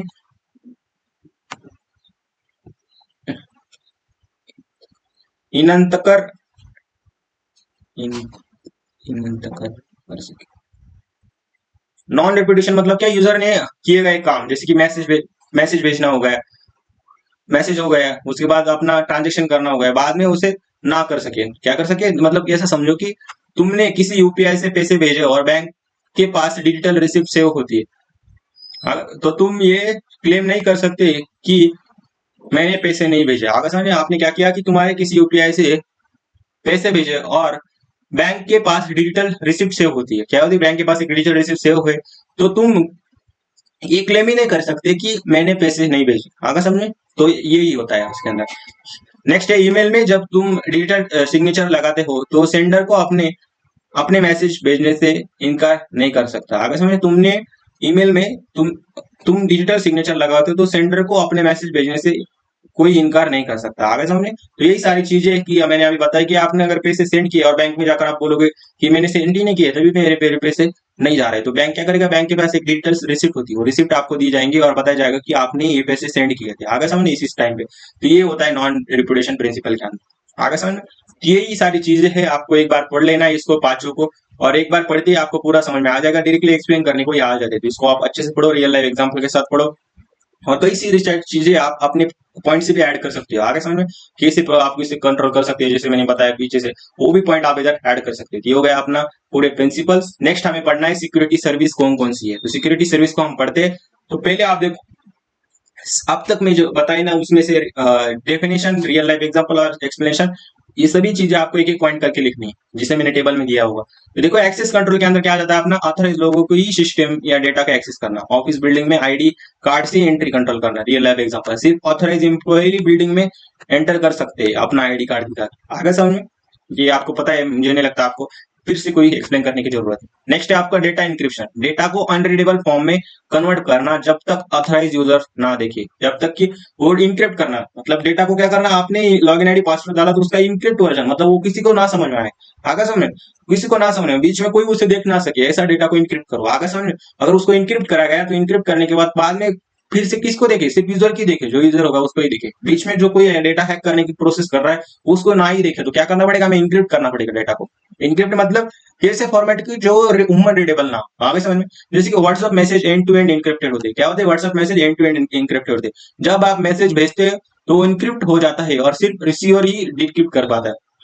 आप इधर से मैसेज सेंड करते हो तो बीच में कोई ऐसा नहीं होता कि आपका डेटा उसे देख पाए। अगर समझ, अगर वो सबको समझ रहेगा तो आप क्या चैटिंग करते हो किसके साथ, वो सभी चीजें आपकी हो जाएगी ना, लीक हो जाएगी। तो इसीलिए उसको क्या कहते हैं, एंड टू एंड एनक्रिप्टेड, मतलब क्या कि आप दोनों के बीच में क्या होता है कि ऐसा फॉर्मेट में आपका डेटा होता है कि उसे कोई रीड ही ना कर पाए, कोई ह्यूमन उसको रीड ही ना कर पाए, उसको डायरेक्टली एंड टू एंड हो जाता है। मतलब आपने जो मैसेज इधर से भेजा है तो बीच में ऐसा फॉर्मेट कर दिया जाता है उसका कि उसको कोई भी पढ़ ना पाए, और डायरेक्टली किसमें, और डायरेक्टली जिसको आपने भेजा है उसको डिक्रिप्ट करे, मतलब इनक्रिप्ट मतलब ह्यूमन रीडेबल, आपका जो लैंग्वेज दूसरों को समझ में आती है उसी फॉर्मेट में कन्वर्ट हो जाए। व्हाट्सएप वाला जो एग्जांपल है वो अच्छे से क्लियर हुआ होगा कि व्हाट्सएप के अंदर कैसे एंड टू एंड एनक्रिप्टेड होता है आपका मैसेज। जो भी मैसेज आप सेंड कर रहे हो, मतलब जैसे कि आपने मैसेज सेंड किया किसी अनदर यूजर को, और क्या होगा कि आपके बीच में कम्युनिकेशन हो रहा है, पर वो कम्युनिकेशन किसी को ना दिखे, आगे समझ में, मतलब आपने इधर हेलो मैसेज भेजा है तो वो मैसेज सिर्फ उसी यूजर को देखो, बीच में कोई उसे रीड ना कर पाए। आगे समझ में, तो इसी को क्या कहते हैं, हम एंड टू एंड इंक्रिप्टेड कहते हैं। मतलब इधर से आपने इंक्रिप्ट, आपका मैसेज हो गया, आपका मैसेज उधर सेंड किया, प्लेन टेक्स्ट आया, प्लेन टेक्स्ट करने के बाद वो इधर इंक्रिप्ट हो जाए। इंक्रिप्ट मतलब क्या, कि ह्यूमन रीडेबल नहीं रहेगा, बीच में कोई भी अटैकर आकर आपका मैसेज रीड नहीं कर पाएगा, उसे क्या कर जाएगा, बाद में जो आपका रिसीवर है, सेंडर ने सेंड किया मैसेज को, और आपका वो मैसेज सिर्फ रिसीवर पढ़ सके, बीच में कोई भी ऐसा व्यक्ति, कोई भी हैकर ऐसा ना कर सके कि उस डेटा को एक्सेस कर सके, मतलब उस पे रीड कर सके। आगे समझ, तो ये होता है एंड टू एंड एन्क्रिप्शन। तो डेटा आपका इंक्रिप्टेड होना चाहिए, ऐसी सर्विसेज आपको प्रोवाइड की जाती है। नेक्स्ट है फायरवॉल सर्विसेज। अभी फायरवॉल सर्विसेज मतलब क्या होता है, फायरवॉल सर्विसेज क्या होता है कि नेटवर्क ट्रैफिक को मॉनिटर और फिल्टर करना अनऑथराइज एक्सेस रोकने के लिए। आगे से नेटवर्क ट्रैफिक को मॉनिटर और फिल्टर करना अनऑथराइज एक्सेस के लिए, मतलब आप ऐसा समझ सकते हैं कि कंपनी नेटवर्क में फायरवॉल लगा होती है, कंपनी नेटवर्क में क्या किया जाता है कि फायरवॉल लगा दी जाती है। जैसे कि फायरवॉल अनऑथराइज वेबसाइट या हैकर्स को इंटरनेट में आने से रोकता है। क्या करता है फायरवॉल का काम, क्या है कि जो भी अनऑथराइज यूजर से और कोई हैकर से को उस नेटवर्क में जाकर कोई भी ऐसा काम ना करे कि उसकी वजह से उनका डिस्टर्ब हो जाए। तो फायरवॉल क्या करता है, उनको रोकने का काम करता है। किसी भी अनऑथराइज यूजर को, ये किसी हैकर को रोकने का काम कौन करता है, अपना फायरवॉल करता है। मतलब वो फायरवॉल मतलब क्या करता है कि अटैक होने से आपको बचाता है। आगे समझ में। नेक्स्ट है अपना आईडीएस मतलब क्या, इंटरस्टल डिटेक्शन सिस्टम, मतलब कि जो भी आपकी इररिलेवेंट एक्टिविटीज है उनको डिटेक्ट करना, नेटवर्क या सिस्टम पर क्या करना, उनको जो भी ऐसी एक्टिविटीज मतलब उसके वजह से आपकी सिस्टम पे कोई डिफेक्ट पड़ सकता है, तो उनको डिटेक्ट करना। नेटवर्क के अंदर कोई ऐसी एक्टिविटी आ रही है उसकी वजह से हमारा डेटा लीक हो सकता है, तो ऐसी एक्टिविटी को डिटेक्ट करने का काम किसका आईडीएस करता है। तो आईडीएस किसके अंदर होता है, मोस्ट ऑफ दी देखो बैंक नेटवर्क में आईडीएस, जो भी आपके यूजर ऐसे अनऑथराइज यूजर जो लॉगिन करने का प्रयास करते हैं उनको क्या किया जाता है, डिटेक्ट करने का काम किया जाता है। अगर कोई अननोन आईपी से ब्लैंक सिस्टम को हैक करने की कोशिश करता है तो आईडीएस क्या करता है, अलर्ट भेज देता है। क्या करता है, अलर्ट भेजने का काम करता है, मतलब पहले डिटेक्ट कर लेता है कि कौन ऐसा यूजर है जो कोई किसी और डिटेल्स को एक्सेस करने का प्रयास कर रहा है। आगे समझे। नेक्स्ट है अपना वायरस या मेलवेयर प्रोटेक्शन। सिस्टम को हार्मफुल सॉफ्टवेयर से बचाने का काम ये करता है, वायरस और मेलवेयर प्रोटेक्शन। की वायरस और मेलवेयर प्रोटेक्शन मतलब वहां से बचाने का काम ये करता है। जैसे कि आप समझो कि एंटीवायरस सॉफ्टवेयर जो आपके कंप्यूटर को वायरस से प्रोटेक्ट करता है। आगे समझे, आपने एंटीवायरस की के बारे में सुना होगा, जब भी आपने लैपटॉप परचेस किया होगा उसी समय आपको क्या की जाती है कि एंटीवायरस की आपको परचेस करनी पड़ती है। उसकी वजह से क्या होता है कि आपका जो सॉफ्टवेयर है, जो आपका सिस्टम है, वो किसी वायरस से, जो अलग अलग वायरस है उनसे क्या हो गए, वो प्रोटेक्ट रहे। जैसे कि एंटीवायरस आपकी सिस्टम को स्कैन करता है और मेलवेयर डिलीट कर देता है। क्या करता है, स्कैन करता है अपनी सिस्टम को और मेलवेयर को डिलीट कर देता है। नेक्स्ट है अपना बैकअप सर्विस। बैकअप सर्विस मतलब क्या, डेटा को डुप्लीकेट कॉपी बना के सेव रखना। डेटा को क्या करना, मल्टीपल कॉपीज उसकी रहती है, तो अपनी बैकअप आप जब चाहे कर सकते हो। मतलब मल्टीपल कॉपीज होने की एक्सेसिबिलिटी भी बढ़ जाती है। अगर एक कॉपी डिलीट हो गई तो अलग कोई कॉपी होगी वो मेंटेन रहेगी। आगे समझ में। जैसे कि कंपनी सर्वर डेटा का डेली बैकअप। कंपनी सर्वर के अंदर क्या होता है कि डेटा का डेली बैकअप होता है। क्यों होता है कि उसके अंदर मल्टीपल कॉपीज रहती है। जैसे आप डेटा क्रिएट करते हो तो उसकी मल्टीपल कॉपीज क्या हो जाती है, वहां क्रिएट हो जाती है। जैसे कि अभी समझो कि अगर ओरिजिनल डेटा करप्ट हो गया और डिलीट हो जाए तो बैकअप से रिकवर कर सकते हो।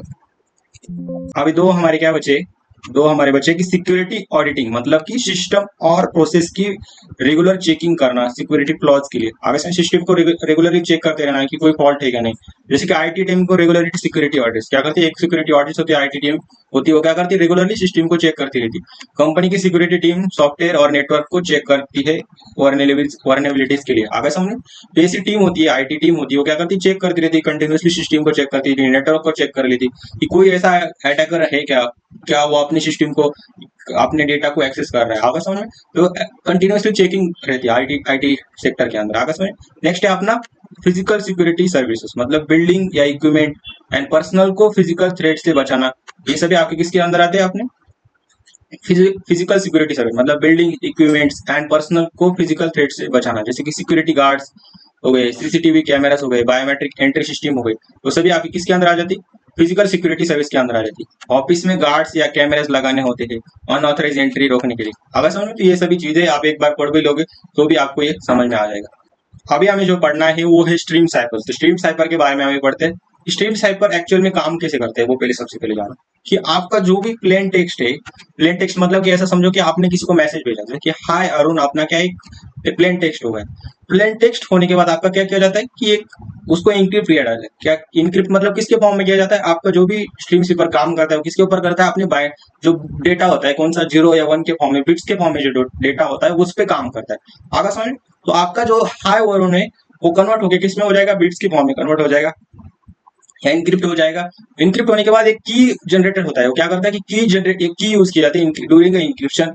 आपका जो 0 या 1 के फॉर्म में जो डेटा है और आपकी की जनरेटर जो आई है उनका क्या किया जाता है, एक्सॉर ऑपरेशन किया जाता है। क्या किया जाता है, इधर एक्सॉर ऑपरेशन परफॉर्म किया जाता है। और एक्सॉर ऑपरेशन परफॉर्म करके आपने जो की दी है और आपका जो प्लेन टेक्स्ट कन्वर्ट होकर जो बिट्स फॉर्म में डेटा है, वो इनका एक्सॉर ऑपरेशन होने के बाद जो टेक्स्ट जनरेट होता है वो क्या होता है, अपना सिफर टेक्स्ट होता है। क्या होता है, अपना सिफर टेक्स्ट होता है। जो सिफर टेक्स्ट होने के बाद अभी आपको क्या करना है कि वो मैसेज को क्या करना है, डिक्रिप्ट करना है। तो डिक्रिप्ट करने के लिए क्या होता है कि आपने जो एक्सॉर करने के बाद जो भी आपका सिफर टेक्स्ट जनरेट हुआ है उस सिफर टेक्स्ट को क्या किया जाता है कि फिर से एक्सॉर किया जाता है। किसके साथ, जो आपने की इधर यूज की थी सेम की इधर यूज की जाती है।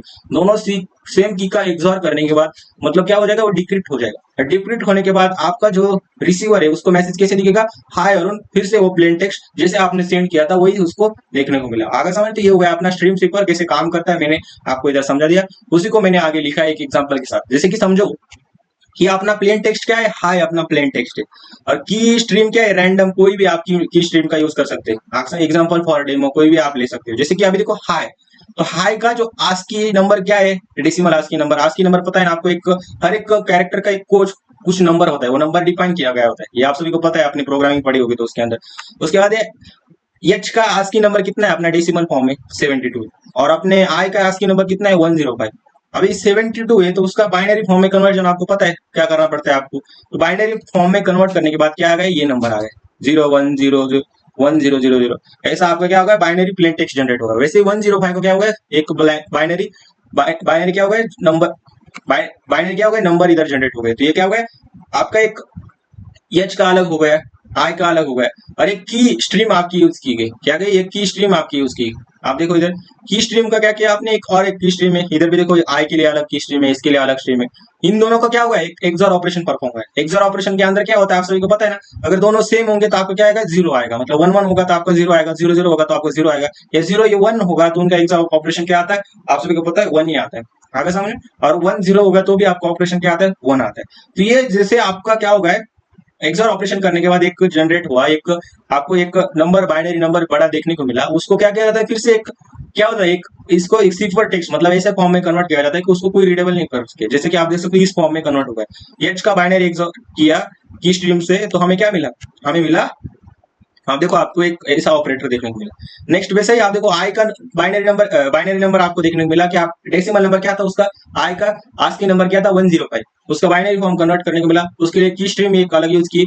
उन दोनों का एक्सॉर ऑपरेशन परफॉर्म करने के बाद आपको क्या मिला, एक सिफर टेक्स्ट बाइनरी नंबर मिला। तो उस बाइनरी नंबर के अनुसार उसको क्या होगा, फिर से उसको एक सिफर टेक्स्ट होगा। ये सिफर टेक्स्ट किस फॉर्म में आएगा, कुछ इस प्रकार आपका आया, अभी आपको दिख नहीं रहा होगा, पर जब आप पीपीटी से पढ़ोगे तो और अच्छे से आपको वो समझ में आएगा। और आई का बाइनरी नंबर एक्सॉर किया तो क्या आ गया, की स्ट्रीम से आप कुछ अलग अलग सिफर टेक्स्ट देखने को मिला। मतलब हम उसे खुद पढ़ भी नहीं सकते, ऐसा टेक्स्ट देखने को मिला। आगे समझ, तो ये हो गया अपना इंक्रिप्शन। अभी इंक्रिप्शन होने के बाद मुझे क्या करना है, उसे डिक्रिप्ट करना है। तो डिक्रिप्ट करना मतलब क्या, फिर से आपका रिवर्स प्रोसीजर चल रहा है। क्या होगा, वो टिल्ड है तो उसका साइफर जो बाइनरी साइफर टेक्स्ट होगा उसको आपको दिया जाएगा। वो करने के बाद क्या होगा, की स्ट्रीम के साथ फिर से उसका एक्सॉर होगा। तो एक्सॉर होने के बाद आपको ओरिजिनल जो नंबर है वही मिलेगा। आप देखो इधर जो ओरिजिनल था ना अपना, ये यही आपको फिर से इधर देखने को मिलेगा। और फिर से वो ओरिजिनल नंबर कौन सा है, तो वो नंबर है 72। तो 72 के लिए क्या है, एच है, तो एच आपको देखने को मिलेगा। साइफर टेक्स्ट फिर से क्या होगा, टिल्ड फिर से उसी की स्ट्रीम से एक्सॉर किया और एच आपको मिल गया। आगे समझ। वैसे ही दूसरे सिंबल जो आपको इधर दिख नहीं रहा होगा ना, वो सिंबल यही था, क्या ये सिंबल था। तो इस सिंबल को अभी क्या करना पड़ा मुझे, तो इस सिंबल का जो बाइनरी सिफर टेक्स्ट है वो हमने लिया, उसका फिर से किसके साथ हमने एक्सॉर किया, की स्ट्रीम के साथ, और मुझे क्या मिला, फिर से एक अलग अलग नंबर देखने को मिला। और वहां से मुझे क्या मिल गया, जो अपना आई का जो नंबर था 105, उसी का जो बाइनरी कन्वर्जन था वही आपको बाइनरी कन्वर्जन देखने को मिल गया। तो सिफर टेक्स्ट फिर से हमने क्या किया, वो वाई जो था अपना जो भी ऑपरेटर था वो फिर से किसके अंदर कन्वर्ट हो गया, आपने की स्ट्रीम के साथ फिर से एक्सॉर किया तो आपको आई में मिल गया। तो ये होता है अपना सिपर स्ट्रीम। मैंने आपको पूरा समझा दिया कि अपना ओरिजिनल हाई क्या था, ये था, उसका सिपर टेक्स्ट क्या बन गया था, इस फॉर्म में कुछ बन गया था। डिक्रिप्ट करने के बाद फिर से आपको हाई देखने को मिला। आई होप आपको ये पूरे कंसेप्ट इधर समझ में आ गई होगी। आगे का जो पार्ट है सब्स्टिट्यूशन सिपर, उसको हम अभी कंटिन्यू। तो अब तक हमने स्ट्रिंग सिपर तक सब कुछ बातें पढ़ ली। हमें आगे से अभी हमें पढ़ना है what is the substitution sipper. Substitution sipper क्या है, कैसे काम करता है, उसके कौन से दो टाइप्स है, उन सभी को हम अच्छे से डिस्कस कर लेते हैं। तो पहले हम जानते हैं कि सब्स्टिट्यूशन सिपर क्या होता है। सब्स्टिट्यूशन मतलब क्या, सब्स्टिट्यूट करना। क्या करना, सब्स्टिट्यूट करना। अब कैसे करते हैं आप समझो कि सब्स्टिट्यूशन सिफर एक इंक्रिप्शन टेक्निक है जिसमें प्लेन टेक्स्ट के लेटर को किसी और लेटर या सिंबल से रिप्लेस या सब्स्टिट्यूट किया जाता है। आगे समझ में, कि एक ऐसी इंक्रिप्शन की टेक्निक है जिसमें क्या किया जाता है कि प्लेन टेक्स्ट के लेटर को किसी और लेटर या किसी सिंबल से रिप्लेस किया जाता है, उसको क्या कहते हैं हम, सब्स्टिट्यूशन सिफर कहते हैं। ये टेक्निक मैसेज को अनरीडेबल बनाने या जब तक ओरिजिनल सब्स्टिट्यूशन रूल की ना पता हो तब यूज होती है। आगे समझ में, मैसेज को अनरीडेबल बनाना हो बना देती है, और जब तक ओरिजिनल की रूल की ना पता हो तब तक वो अनरीडेबल ही रहता है। आगे समझ में, ऐसे मतलब कि अनरीडेबल बना देता है कब तक, जब तक कि उसकी ओरिजिनल की ना पता हो तब तक। आगे समझ में, मतलब इंक्रिप्शन करना काम इसका होता है। आगे समझ में, जैसे कि हर लेटर कोई किसी नए लेटर या सिंबल से बदल दो, जैसे कि replace every character in the original message with another one. हर लेटर को क्या करो, किसी और से रिप्लेस कर दो। ओरिजिनल टेक्स्ट को क्या करो, उसके अंदर कोई ऐसा इंक्रिप्ट कर दो कि उसके अंदर लेटर को ही चेंज कर दो। आगे समझ में, ये होता है अपना सब्स्टिट्यूशन सेवर। तो दो टाइप्स के होते हैं, एक होता है मोनो अल्फाबेटिक सब्स्टिट्यूशन और नेक्स्ट अपना होता है पॉली अल्फाबेटिक सब्स्टिट्यूशन सिफर। तो हम पहले समझ लेते हैं कि मोनो अल्फाबेटिक सब्स्टिट्यूशन क्या होता है। तो मोनो अल्फाबेटिक सब्स्टिट्यूशन सिफर में हर letter of plain text replace होता है एक फिक्स लेटर फॉर्म से अल्फाबेट। जैसे कि एक सब्स्टिट्यूशन पैटर्न पूरे मैसेज के लिए यूज होता है, एक ही सब्स्टिट्यूशन पैटर्न सभी के लिए यूज होता है। जैसे कि आप समझो कि प्लेन टेक्स्ट अपना क्या, A B C D E F G H I J K L M N O P Q R W X Y Z, ऐसा अपना प्लेन टेक्स्ट है। सिंपल टेक्स्ट क्या किया जाएगा, ये रैंडम और फिक्स होता है, इसके अंदर रैंडम और फिक्स आप इसके अंदर यूज कर सकते हैं। जैसे ए को क्या रिप्लेस करूंगा मैं, क्यू के साथ, बी को क्या करूंगा, डब्ल्यू ई आर टी, ऐसे रैंडम क्या कर देंगे हम, प्लेन टेक्स्ट के लेटर जो वर्ड है उनको क्या कर देंगे, रिप्लेस कर देंगे एक एक कैरेक्टर से। जैसे कि एक रिप्लेस कौन करेगा, क्यू, बी को कौन रिप्लेस करेगा, डब्ल्यू, एंड सो ऑन। आगे समझ में, जैसे रिप्लेस हमें करना है एक ही लेटर को। आगे समझ। तो क्या होता है प्लेन टेक्स्ट के अंदर, जैसे देखो कि हेलो एक प्लेन टेक्स्ट है अपना। तो सब्स्टिट्यूशन की क्या कहती है कि प्लेन के अंदर आप ऐसा समझ सकते हैं कि ए बी सी डी ऐसे की है, तो उसके अंदर सी पर हम क्या यूज कर सकते हैं कि क्यू डब्ल्यू, ए को किस साथ, बी को डब्ल्यू के साथ, ऐसे जेड को हम एम के साथ कर सकते हैं। तो वैसे हेलो का आप देखो, हेलो किसके अंदर क्या है, हेलो किसके साथ रिप्लेस कर सकते हैं आप, आई के साथ रिप्लेस करते हैं। हेलो को किसके साथ किया, आई के साथ रिप्लेस किया। ई को किसके साथ करना है हमें, टी के साथ, तो ई को क्या किया, टी के साथ। उधर सी पर टेक्स्ट और प्लेन टेक्स्ट अगर दिया होगा तो आप वैसे यूज कर सकते हो। आगे समझ में, एल को किसके साथ करना है, यस के साथ कर देना है, और यल को फिर से जब फिर से यल आया तो यल को फिर से एस के साथ होगा। ये मोनो के अंदर होता है, आप एक एक करके देखो, आपको और अच्छे से समझ में। ओ जी, तो हेलो का अपना सी पर टेक्स्ट क्या आ गया, I T S S G अपना सी पर टेक्स्ट आ गया। आगे समझ में, तो ये हो गया आपने कि कैसे सब्स्टिट्यूट हम उसे करते हैं। वैसे पॉली अल्फाबेटिक सब्स्टिट्यूशन क्या होता है कि इसमें मल्टीपल सुपर अल्फाबेट यूज किए जाते हैं। हर लेटर का सब्स्टिट्यूशन डिपेंड करता है पोजिशन पे और कीवर्ड पे। किस पे डिपेंड करता है कि हर लेटर पे जो सब्स्टिट्यूशन किस पे डिपेंड करता है, उसकी पोजीशन और उसके कीवर्ड पे डिपेंड करता है। इसके अंदर कौन सा मोस्ट फेमस आप देखोगे तो वी आई जेनेरिक सीक्वेयर है, उसको ज्यादा यूज किया जाता है। जैसे आप देखो वी आई जेनेरिक स्टेप कौन से कि देखो चूज अ कीवर्ड, एक की आपको चूज करनी पड़ती है। Repeat keyword to match length of the plain text, क्या करना पड़ता है, repeat keyword to match length of the plain text. और यूज फॉर्मूला, कौन सा फॉर्मूला यूज किया जाता है, अपना ये फॉर्मूला यूज किया जाता है, पी आई के आई मॉड 26। अभी सी आई क्या होता है इसके अंदर, सिक्वर कैरेक्टर, पी आई क्या होता है, plain character, A is equal to 0 और बी इज इक्वल टू 1। और की कैरेक्टर क्या होता है, A is equal to 0 B is equal to 1, ऐसी की कैरेक्टर होती है और पी आई उसके अंदर सेट होता है। जैसे कि आप समझो, जब तक आपको एग्जांपल नहीं दिया जाएगा इतना सब कुछ लिखने से कोई मतलब नहीं, आप सभी को ये पता है। एग्जांपल से आप डेफिनेशन लिख सकते हो, एग्जांपल से आप सभी चीजें कर सकते हो। आगे समझ।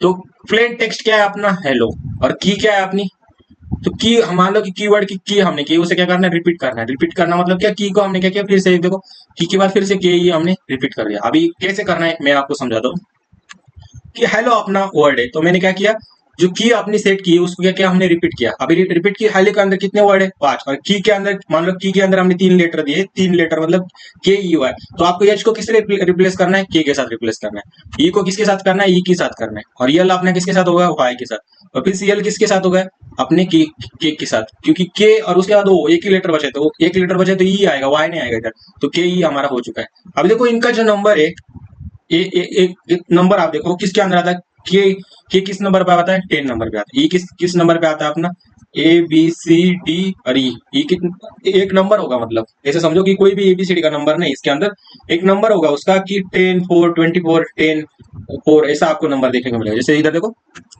के का नंबर क्या है, मान लो कि 10 है, ई का नंबर क्या है, मान लो 4 है, वाई का नंबर क्या है 24 है, और के का नंबर फिर से आप देखो फिर से 10 आपको इधर नजर आए। फिर से ई रिपीट होगा, ई का भी 4 आपको देखने को मिला। आगे समझ में? तो पोजीशन आप देखोगे तो क्या आ गई अपनी एक्चुअल पोजीशन आप देखोगे तो एच की पोजीशन क्या है 7, तो पी आई क्या होगा अपना 7 होगा। वैसे आप देखो ई की पोजीशन क्या है इधर 4, उसके बाद एल की पोजीशन आप सभी को पता है एबीसीडी के अंदर 11 नंबर पे होती है, और इधर देखो इधर 11, फिर से आपने क्या होगा 14। अब इधर पोजीशन क्या है उस नंबर को आप इग्नोर करो, पर आपको जो लेटर देना है उधर जो दिए होंगे वही आपको लेना है। आगे समझ में? अभी मुझे क्या करना है इन दोनों का सी आई प्लस ई आई क्या करना पड़ेगा, हमें उसे ऐड करना पड़ेगा। ऐड मॉड 16 क्या करना पड़ेगा, ऐड मॉड 26। तो जैसे आप ऐड करोगे तो आपको क्या देखने को मिला, इधर देखो 7 प्लस 10 आपका हो गया, उसके बाद 4 प्लस 4 हो गया 11 प्लस 24, 11 प्लस 10, उसके बाद 14 प्लस 14। तो अपना न्यू क्या आ गया, न्यू आपको एक नंबर मिलेगा क्या 7 8 9 21 और 18। तो आपका जो सिपर टेक्स्ट क्या आ गया, आ रहा है जेवीएस, आपका सिपर टेक्स्ट आ गया किसका, poly poly alphabetic substitution method से। आपको ये समझ में आया, आपको कुछ भी ज्यादा इसके अंदर नहीं जाना है, इसके ऊपर आपको सिर्फ याद रखना है कि पॉली अल्फाबेटिक सब्स्टिट्यूशन क्या होता है, कि इसमें मल्टीपल सिपर अल्फाबेट यूज किए जाते हैं। हर एक लेटर का सब्स्टिट्यूशन डिपेंड करता है पोजीशन और कीवर्ड के ऊपर आपका डिपेंड करता है। तो उसका फॉर्मूला में भी दिखाया आपको, सी आई प्लस के आई मॉड 26 उसका फॉर्मूला होता है एक सिपर टेक्स्ट का। और उसके अंदर देखो आपसे प्लेन टेक्स्ट क्या होते हैं, ए जीरो, ऐसे कोई भी जीरो से स्टार्ट होता है अपना, आगे समझिए जीरो से अपना स्टार्ट होता है। जैसे कि ए बी सी डी, अपने डी कितने नंबर पे आता है अभी, ए बी सी डी, ये जीरो से स्टार्ट हो गया, 0 1 2, 2 पे क्या आ रहा है अपना, मतलब आप देखोगे आपकी एबीसीडी कहाँ से स्टार्ट हो रही है, ए स्टार्ट हो रहा है अपना 0 से, बी अपना आ गया 1 पे, उसके बाद सी अपना आ गया 3 पे, डी अपना आ गया 4 पे, और ये अपना आ गया कितने, ये देखो ए हो गया अपना कितने, अभी दिखाता हूँ मैं आपको एक एक करके। ये अपना कौन से नंबर पे आया, ये आया अपना 0 नंबर पे। इस पे ज्यादा डीप में जाने की जरूरत नहीं, जितना मैं बता रहा हूँ उतना ही आप सिर्फ पढ़ लो एक बार। बी आ गया 1 पे, सी आ गया अपना 2 पे, डी आ गया अपना किस पे, डी आ गया अपना 3 पे, और ई आ गया अपना 4 पे। आगे समझ, ये अपना आ गया 4 पे। अभी कैपिटल है आप समझ लो इसको, मेरे पास नोट पैड नहीं है तो अच्छे से प्रिंटेबल नोट पैड नहीं है तो उसकी वजह से नहीं आ रहा है। तो आप देखो क्या होगा मेरा, जीरो ना, जीरो से स्टार्ट हो रहा है आपकी की, पर की भी देखोगे तो किससे स्टार्ट हो रही है, A is equal to 0 B is equal to 1, तो की भी आपने क्या है ए इज इक्वल टू 0 और बी इज इक्वल टू 1 से स्टार्ट हो रही है। तो आप देखो के का नंबर, अभी देखो 0 से स्टार्ट हो रहा है, तो के का नंबर आपको क्या देखने को मिल रहा है 10 मिल रहा है, ई का नंबर क्या देखने को मिल रहा है 4 मिल रहा है, वाई का क्या मिल रहा है 24 मिल रहा है, ये देखो के का क्या है 10 ही, उसके बाद 4 क्या है ई का नंबर है। तो आपने 0 1 2 3 4 आगे समझ में, कैसे 4 नंबर इसका आ रहा है, आपको ई तो 5 नंबर पे आता है, आप 4 कैसे बोल रहे हैं, और कैसे बोल रहे हैं क्योंकि हमने जो आपका प्लेन टेक्स्ट है वो स्टार्ट कहाँ से होगा, अपना स्टार्ट होगा 0 से स्टार्ट होगा, और अपना की वाला जो है वो भी 0 से स्टार्ट होगा। ए कहाँ से स्टार्ट होता है 0 से स्टार्ट होता है, ये बहुत इंपॉर्टेंट चीज है आपको याद रखनी है। आगे समझ में? तो पोजीशन इसकी क्या हो गई, की पोजीशन, मतलब आपने क्या किया कि एक की सेट हो गई, तो उस की को हमें क्या करना पड़ता है, जितने लेटर है वही 3 लेटर ही हमें यूज करने पड़ते हैं, और वही रिपीट हो जाते हैं जितने प्लेन टेक्स्ट के अंदर हो गए। जैसे कि हेलो के अंदर क्या था कि एच हमने के से रिप्लेस कर दिया है, ये हमने ई से रिप्लेस कर दिया, यल हमने वाई से रिप्लेस कर दिया, और फिर और 2 लेटर बचे, 2 लेटर बचे तो उसके लिए हमने क्या किया, यल को फिर से के से रिप्लेस किया, ओ को फिर से ई से रिप्लेस किया, और उनके जो भी नंबर आते हैं रिस्पेक्ट टू द 0 से ए स्टार्ट हो रहा है, तो के क्या आया 10, ई का आया 4, उसके बाद वाई का आया 24, उसके बाद के का आया 10, ई का आया 4, आ गया ये नंबर आ गए आपने। और फॉर्मूला क्या कहता है अपना, C I is equal to P I plus K I mod 26। अभी हमें क्या ऐड करना है, सी आई प्लस पी आई को ऐड करना है, क्या ऐड करना है, सी आई प्लस पी आई को हमें ऐड करना है। तो अभी क्या करूंगा, ऐड करूंगा, मतलब क्या करना है मुझे 7 अपना सी आई मतलब प्लेन टेक्स्ट का आपका पी आई क्या होगा, क्या करना है हमें पी आई प्लस के आई, क्या ऐड करना है हमें, C I is equal to P I plus K I हमें करना है, और मॉड 26 उसके आगे होता है। तो अब देखो जब मैं ऐसा करूंगा पी आई प्लस के आई, तो अपना पी आई मतलब क्या, प्लेन टेक्स्ट का नंबर, तो 0 से स्टार्ट हो रहा है तो एच का ये 0 से स्टार्ट हो रहा है, तो अपना एच का क्या आ गया 7 आ गया, ई का क्या आ गया 4 आ गया, एल का क्या आ गया 11 आ गया, ओ का क्या आ गया 14 आ गया। तो ये हो गया अपनी पोजीशन। अभी हमें क्या करना है कि उनको ऐड करना है, मतलब 7 प्लस 10 इधर आ गया, उसके बाद 4 प्लस 4 इधर आ गया, 11 प्लस 24 इधर आ गया। उस वैसे देखोगे आप इधर क्या करोगे, उसे निकालते चलोगे, पर हमें करना क्या है, इधर आप देखो कि 17 प्लस इधर 17 हो रहा है, उसके बाद आप देखो मॉड 16 हो रहा है, पर आप देखो 4 प्लस 4 8 हो रहा है, उसके बाद 11 प्लस 24 आ रहा है, तो 11 प्लस 24, पर उसके साथ हमें क्या करना पड़ता है कि मॉड 26 करना पड़ता है, क्या करना पड़ता है मॉड 26 करना पड़ता है। तो आप देखो इधर देखो अपना 11 प्लस, इधर देखो अपना क्या होगा 11 प्लस 24 आ गया ना, तो इसका मॉड क्या करेंगे हम 26 करेंगे। वैसे 11 प्लस 20 10 का भी मॉड क्या होगा अपना 26 होगा। 14 प्लस 4 का भी मॉड करेंगे तो क्या आएगा 26 से हम मॉड करेंगे। ऐसे हम क्या करेंगे सभी का मॉड कर वो वैल्यू आ रही है, डायरेक्टली नहीं आ रही है 17 आ गए समझ में। तो ये क्या हो गई अपनी इधर वैल्यू आ चुकी है। और नीचे आप देखोगे आ रहा है JVS, आपको वो जो भी सिफर आया है उसके रिस्पेक्ट में हमें क्या करना है उस लेटर को रिप्लेस कर देना है। तो क्या करेंगे 17 नंबर पे कौन सा है तो 0 से रिस्पेक्ट में आप सिफर के अंदर देखोगे तो 17 नंबर पे क्या है R है, उस R को हम ले लेंगे। उसके बाद I आएगा, J आएगा, V आएगा, S आएगा। तो ये हो गया अपना सिफर टेक्स्ट। आई होप आपको ये समझ में आ गया होगा। नहीं भी समझ में आ गया होगा तो एक बार पढ़ भी लोगे ना एक बार अच्छे से लिख कर, तो आपको पूरा समझ में आ जाएगा। अभी हमें देखना है, नेक्स्ट हमें देखना है कि मोनो अल्फाबेटिक सिफर और पॉली अल्फाबेटिक सिफर में क्या डिफरेंस है। तो सब्स्टिट्यूशन रोल देखोगे तो ये फिक्स सब्स्टिट्यूशन पूरे मैसेज के लिए फिक्स सब्स्टिट्यूशन होता है इसका, पर इसके अंदर देखोगे आप मल्टीपल रूल्स यूज होते हैं। जैसे कि रूल्स क्या थे कि आपने 0 से स्टार्ट होगा तो 0 के रिस्पेक्ट में आपको नंबर देने, उसके बाद KI भी आपका स्टार्ट होगा वो भी 0 के रिस्पेक्ट में होगा, और एक की आपकी रिपीट हो जाती है। आगे समझ में। नेक्स्ट आप देखोगे तो हर लेटर के सेम सब्स्टिट्यूशन होता है यहाँ पर। आगे समझ में, हर लेटर का सब्स्टिट्यूशन सेम होता है। जैसे एल आ गया तो उधर ये रिप्लेस हो रहा था, पर ऐसा इसकी वजह से क्या हो रहा था आपको पता आ गया ना कि एक लेटर के समझने से वो पता चल जाता है कि इधर रिपीट हो गया, मतलब क्या हो गया इधर कोई तो लेटर रिपीट हो गया, ये तो समझ में हो जाएगा। इसका लॉस भी है मोनो अल्फाबेटिक सिफर का। इधर देखो एक लेटर का सब्स्टिट्यूशन बार बार चेंज होता है, हर एक लेटर का सब्स्टिट्यूशन बार बार चेंज होता है। अभी हमने देखा कैसे होता है। सिक्योरिटी देखोगे तो कम सिक्योर है एज कम्पेयर टू, मैंने बोला ना एक लेटर का बार बार रिपीट हो रहा है तो उनका बार बार अगर रिपीट हो रहा है वो अगर बार बार रिपीट हो रहा है तो उसको पता चल जाएगा, वो भी हैक करेगा, वो रीड कर लेगा डायरेक्टली कि ये लेटर यल है, मतलब ये दूसरा भी यल ही होगा, क्योंकि उधर आपका जो इंक्रिप्टेड है वो मैसेज आपका रिपीट हो रहा है। तो कम सिक्योर है, फ्रीक्वेंसी एनालिसिस क्रैक हो सकता है। आगे समझ में, ज्यादा सिक्योर है, फ्रीक्वेंसी एनालिसिस डिफिकल्ट होता है। एग्जांपल देखोगे तो उसके कैशियर सिफर, सिंपल सब्स्टिट्यूशन सिफर ये इसके अंदर आते हैं। उसके बाद इधर देखोगे पी जेनेरी सिफर या ब्यूफोर्ड सिफर ये इसके अंदर आते हैं। आप देखो ये लॉजिक कैसे चलता है मैंने आपको ये बता दिया, और इधर कैसे चलता है ये भी मैंने आपको बता दिया कि एक को एक्स के साथ फर्स्ट, उसके बाद एक को के साथ सेकंड, और एक को थर्ड पी के साथ, मतलब अलग अलग क्या होता है इसके अंदर आपका लेटर अलग अलग क्या होते हैं आपके रिप्लेस हो सकते हैं। इधर क्या है ए का एम ई के साथ होगा, बी का एन ई के साथ होगा, ये फिक्स होता है इसके अंदर। की टाइप आप देखोगे तो सिंगल सब्स्टिट्यूशन की, इधर कीवर्ड यूज होता है। कीवर्ड क्या होता है रिपीट होता है अपना, की क्या हो रहा था रिपीट हो रहा था। हेलो को क्या आया था अपना प्लेन टेक्स्ट एग्जांपल आपको लेना है तो ITSSJ आया था। इधर देखो हेलो के लिए क्या है RIJVS बेस्ड ऑन की के बेसिस पर आपका RIJVS आपका है। मैथमेटिकल फॉर्मूला देखोगे तो इसके अंदर क्या फॉर्मूला है कि C is equal to P plus K mod 26 पर अपना की का क्या होता है फिक्स होता है। तो फिक्स होता है तो डायरेक्टली हर बार वही ऐड होने वाला है, तो उसका कोई ज्यादा इफेक्ट नहीं पड़ता। पर इधर देखो अपना क्या है C प्लस KI मॉड 26। तो KI क्या होता है कीवर्ड लेटर होता है, वो क्या होता है कि अपना कीवर्ड लेटर को हम यूज करते चलते हैं कि अपनी क्या हो जाती है रिपीट हो जाती है। नेक्स्ट आप देखोगे तो low frequency pattern remain visible और high frequency get broken due to varying की वैरी वजह से हाई फ्रीक्वेंसी क्या हो जाती है वो पैटर्न ब्रेक हो जाता है, और लो फ्रीक्वेंसी पैटर्न रिमेन्स विजिबल। आगे समझे। तो फ्रीक्वेंसी अटैक का रेजिस्टेंस कैसा है वो मैंने आपको बताया था। ये दोनों जो कंपेरिजन है आपको करके जाने का है, क्योंकि एग्जाम के अंदर ये भी आ सकता है। आगे समझ में, इन दोनों को आपको अच्छे से प्रिपेयर करना है। रियल लाइफ एनालॉजी से समझो कि क्या है, मतलब कि मोनो अल्फाबेटिक सिफर क्या है। जैसे कि मोनो अल्फाबेटिक सिफर, जैसे तुम्हारा दोस्त हमेशा जेश को एक्स एश बोलता है, अभी मुझे बोलना भी नहीं आ रहा है वो क्या है, एक्स एश बोलता है हमेशा एक ही तरह से। क्या करता है एक ही तरह से बोलता है, तो वो समझ लेगा ना कि जे का वर्ड क्या है, जे को एक्स से रिप्लेस किया है, मतलब एक्स एश बोल रहा है उसको। आगे समझ में। वैसे पॉली अल्फाबेटिक में ऐसा नहीं होता। पॉली अल्फाबेटिक सिफर में क्या होता है, पर अगर वो हर बार अलग निकनेम यूज करे, जैसे कि एक्स एश, जे यू, जे रॉक, तो समझना मुश्किल हो जाता है। क्या होता है समझना मुश्किल होता है, अलग अलग आपके नाम लिए जाएंगे तो वो समझना मुश्किल हो जाता है। इसी वजह से सिक्योर है as compared to the monoalphabetic cipher. I hope आपको दोनों का जो भी डिफरेंस है, जो भी है उनके बीच में डिफरेंस, उनके बीच के जो ऊपर जो मैंने एग्जांपल लिए प्रॉपर वैसे वो आपको समझ आ गए। आ गए समझ में। नेक्स्ट हमें समझना है कि what is a transposition cipher. Transposition cipher क्या होता है। तो ट्रांसपोजिशन सिफर एक ऐसा सिफर होता है जिसमें लेटर्स को रिप्लेस नहीं किया जाता, सिर्फ उनका ऑर्डर पोजीशन चेंज किया जाता है। ट्रांसपोजिशन सिफर के अंदर क्या होता है कि लेटर को रिप्लेस नहीं किया जाता, सिर्फ उनका क्या होता है ऑर्डर या पोजीशन को हमें क्या करना पड़ता है चेंज करना पड़ता है। लेटर को कहीं भी आपका रिप्लेस नहीं होगा, उसका सिर्फ ऑर्डर या पोजीशन हमें क्या करनी पड़ेगी चेंज करनी पड़ेगी।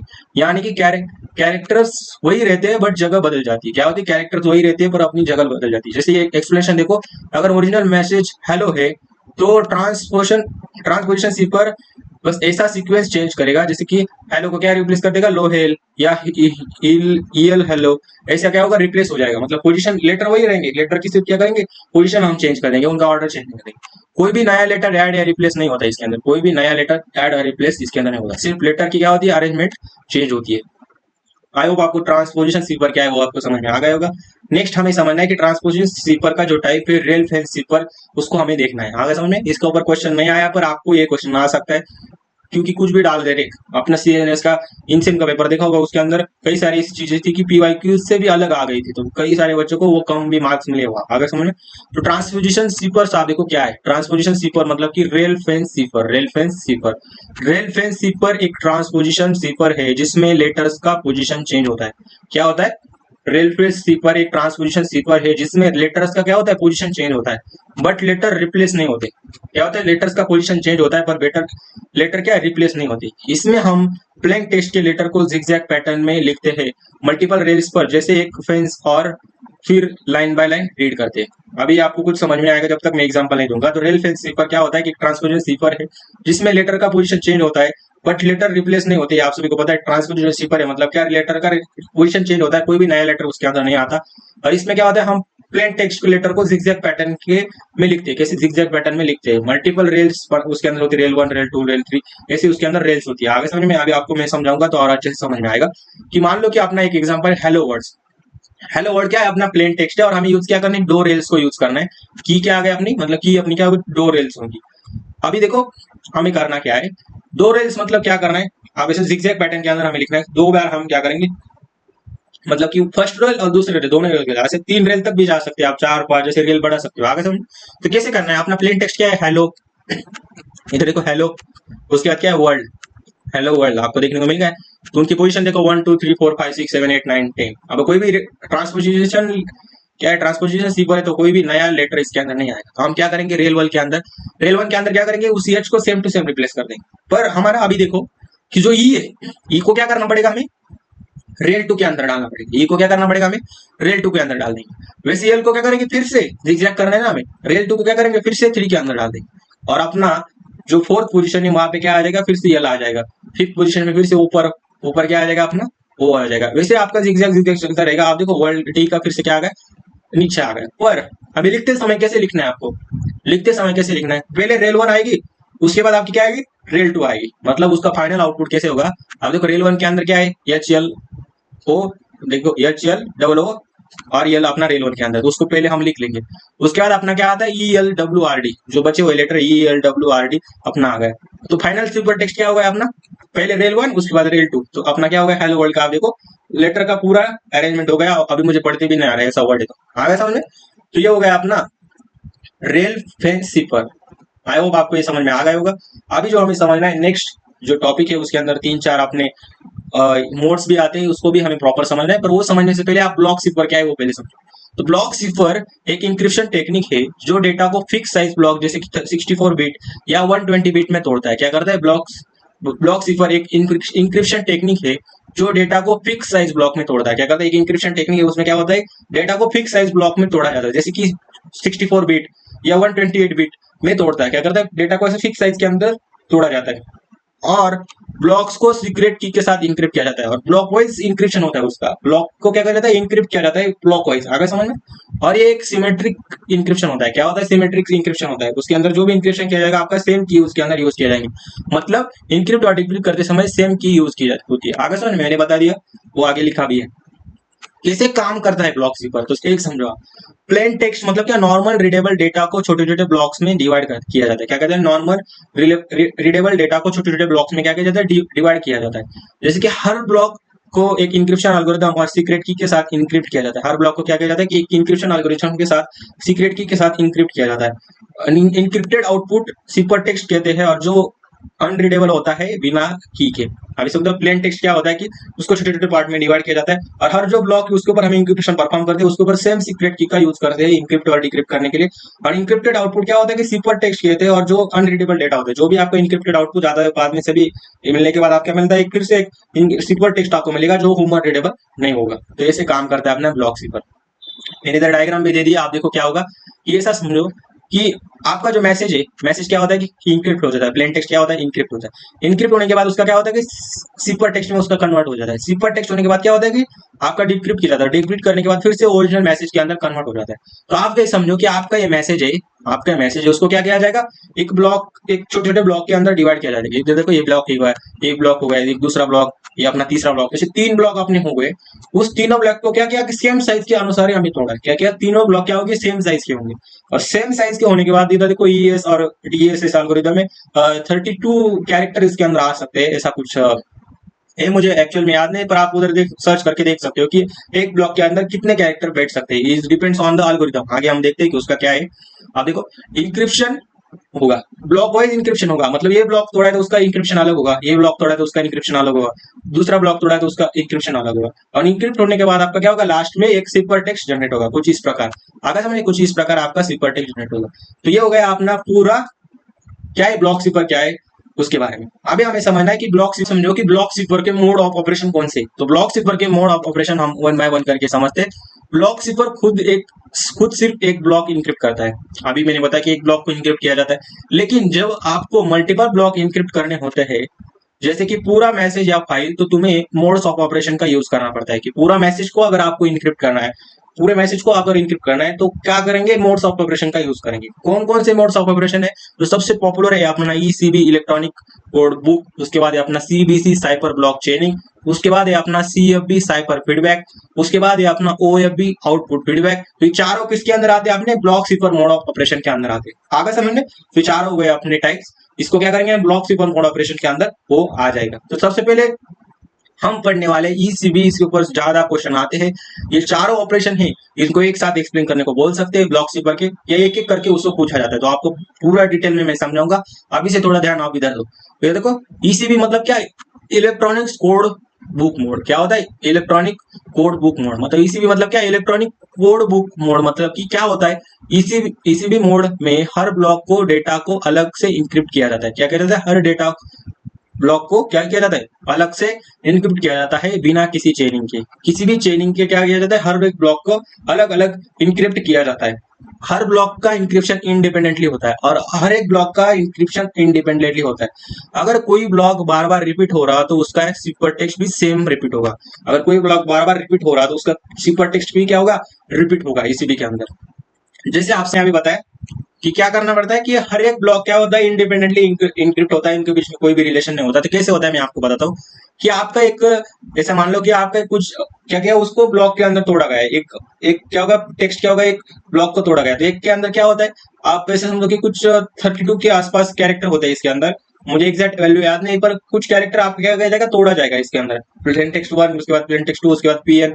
इसके अंदर क्या किया जाएगा, एक एक को तोड़ा जाएगा। क्या किया जाएगा, एक एक को तोड़ा जाएगा, और फिर क्या जाएगा, उसको उस ब्लॉक को इनक्रिप्ट किया जाएगा यूजिंग की। आप देखो सभी जगह की क्या हो रहा है, सेम यूज हो रही है। इधर भी देखो, इधर भी की क्या हो रहा है, सेम अपनी यूज हो रही है। इधर देखो P2, उसके बाद पीएन, उसके बाद इंक्रिप्ट।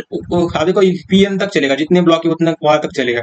P2 इंक्रिप्ट होकर क्या हुआ है, C2 के अंदर कन्वर्ट हो गया है। तो C1 क्या है, अपना सिपर टेक्स्ट है, C2 क्या है, अपना दूसरा सिपर टेक्स्ट है, और CN क्या है, अपना लास्ट वाला जो भी होगा वो उसका सिपर टेक्स्ट है। और सेम की सभी को इंक्रिप्शन के लिए यूज की जा रही है, सेम की का यूज किया जाता है। आगे समझे, अभी मुझे क्या करना है, जो सिपर टेक्स्ट आपका हुआ है उसे क्या करना है, मुझे कन्वर्ट करना है। कन्वर्ट करने के लिए क्या करेंगे, हम सिपर टेक्स्ट को फिर से डिक्रिप्ट करेंगे और अपना प्लेन टेक्स्ट फिर से कन्वर्ट हो जाएगा। और इधर भी देखो, आप डिक्रिप्ट करने के लिए भी सेम की का यूज किया जाता है। हम देखो डिक्रिप्ट करने के लिए भी सेम की का यूज किया जाता है। अब देखो डिक्रिप्ट चल रहा है अभी, इधर ध्यान से देखो आप, P1 P2 P3 आपने प्लेन टेक्स्ट आपको मिल चुका है। आगे समझ में। तो अभी आपका जो मतलब जो चीज मुझे याद नहीं थी कि ब्लॉक साइज क्या होता है, उसको मैं अभी पूरे डिटेल में आपको समझाता हूँ, और फिर आगे हम चलते हैं। तो ब्लॉक साइज का मतलब क्या है, वो पहले समझो कि ब्लॉक साइज, एक ब्लॉक में कितने बिट्स या बाइट्स, क्या होगा, कितने बिट्स और बाइट्स डेटा होता है। ईसीबी मोड में सेम साइज के ब्लॉक्स होते हैं, अभी मैंने होना चाहिए। अगर डेटा छोटा हो तो पैडिंग लगाई जाती है। अगर क्या होगा कि डेटा छोटा हो, मतलब मान लो कि उसके अंदर इतनी साइज फिक्स ही होंगी, वो हमें लेना ही पड़ेगा। मान लो डेटा उसका छोटा हो गया तो क्या किया जाएगा, कुछ रैंडम लेटर, पैडिंग मतलब क्या, कुछ रैंडम लेटर उसके अंदर डाले जाएंगे लास्ट के अंदर। आगे समझे, जैसे आप समझ सकते हैं कि एल्गोरिदम पे बेस होता है। क्या होता है कि एल्गोरिदम पे डिपेंड करता है कि कितनी साइज हमें लेनी है, कितने साइज के अंदर उसे तोड़ना है। तो कौन कौन से एल्गोरिदम होते हैं आप पहले समझो। ईएस या ईएस को हम पढ़ेंगे आगे। 128 बीट के फॉर्म में आपके एक ब्लॉक को तोड़ा जाता है, मतलब 16 बाइट्स के फॉर्म में आपका तोड़ा जाता है। एक लेटर कितने बाइट्स का होता है अपना, 1 बाइट का कैरेक्टर होता है अपना। आगे समझ, एक कैरेक्टर कितना होता है, 1 बाइट का होता है। तो वैसे क्या 16 लेटर आपके एक ब्लॉक के अंदर बैठ सकते हैं। आगे समझ, एईएस एल्गोरिथम का अगर यूज किया तो, डीएस का यूज किया तो कितने 64 बिट्स होते हैं। कितने होते हैं, 64 बिट्स होते हैं, और 8 बाइट का अंदर उसे 8 बाइट मतलब क्या, 8 लेटर एक बॉक्स के अंदर, एक कैरेक्टर के अंदर आपके बैठ सकते हैं। नेक्स्ट है अपना ट्रिपल डीएस। ये क्या है, ट्रिपल डीएस 64 बिट की उसकी साइज होती है और 8 बाइट हम उसको यूज करते हैं। तो ऐसे देखो, ईसीबी मोड में खुद ब्लॉक साइज डिपेंड नहीं करता, ये encryption algorithm like AES DES के ऊपर डिपेंड करता है। मतलब आप जो भी इंक्रिप्शन एल्गोरिथम इसके अंदर यूज करोगे उसके मतलब अगर आपने मान लो, अगर आपने 16 बाइट मतलब कैरेक्टर को क्या किया कि 16 का एक ग्रुप बनाया और उसके एक ब्लॉक के अंदर डाल दिया, उसको तोड़ दिया, तो आप उसके ऊपर कौन सा एल्गोरिथम परफॉर्म करोगे? आप उसके ऊपर परफॉर्म करोगे ईएस, और उसकी साइज कितनी होगी टोटल ब्लॉक की, 128 ब्लॉक की साइज होगी। और 128 ऐसे आपको ब्लॉक के क्या क्या डिवाइड किया जाएगा। तो ये किसके ऊपर डिपेंड करता है आपको ब्लॉक की साइज कितनी लेनी? ये डिपेंड करता है कि आप कौन सा एल्गोरिथम यूज करते हो। आगे समझ में? तो ये हो गया आपने ब्लॉक साइज का मीनिंग, मैंने और अच्छे से आपको इधर समझा दिया।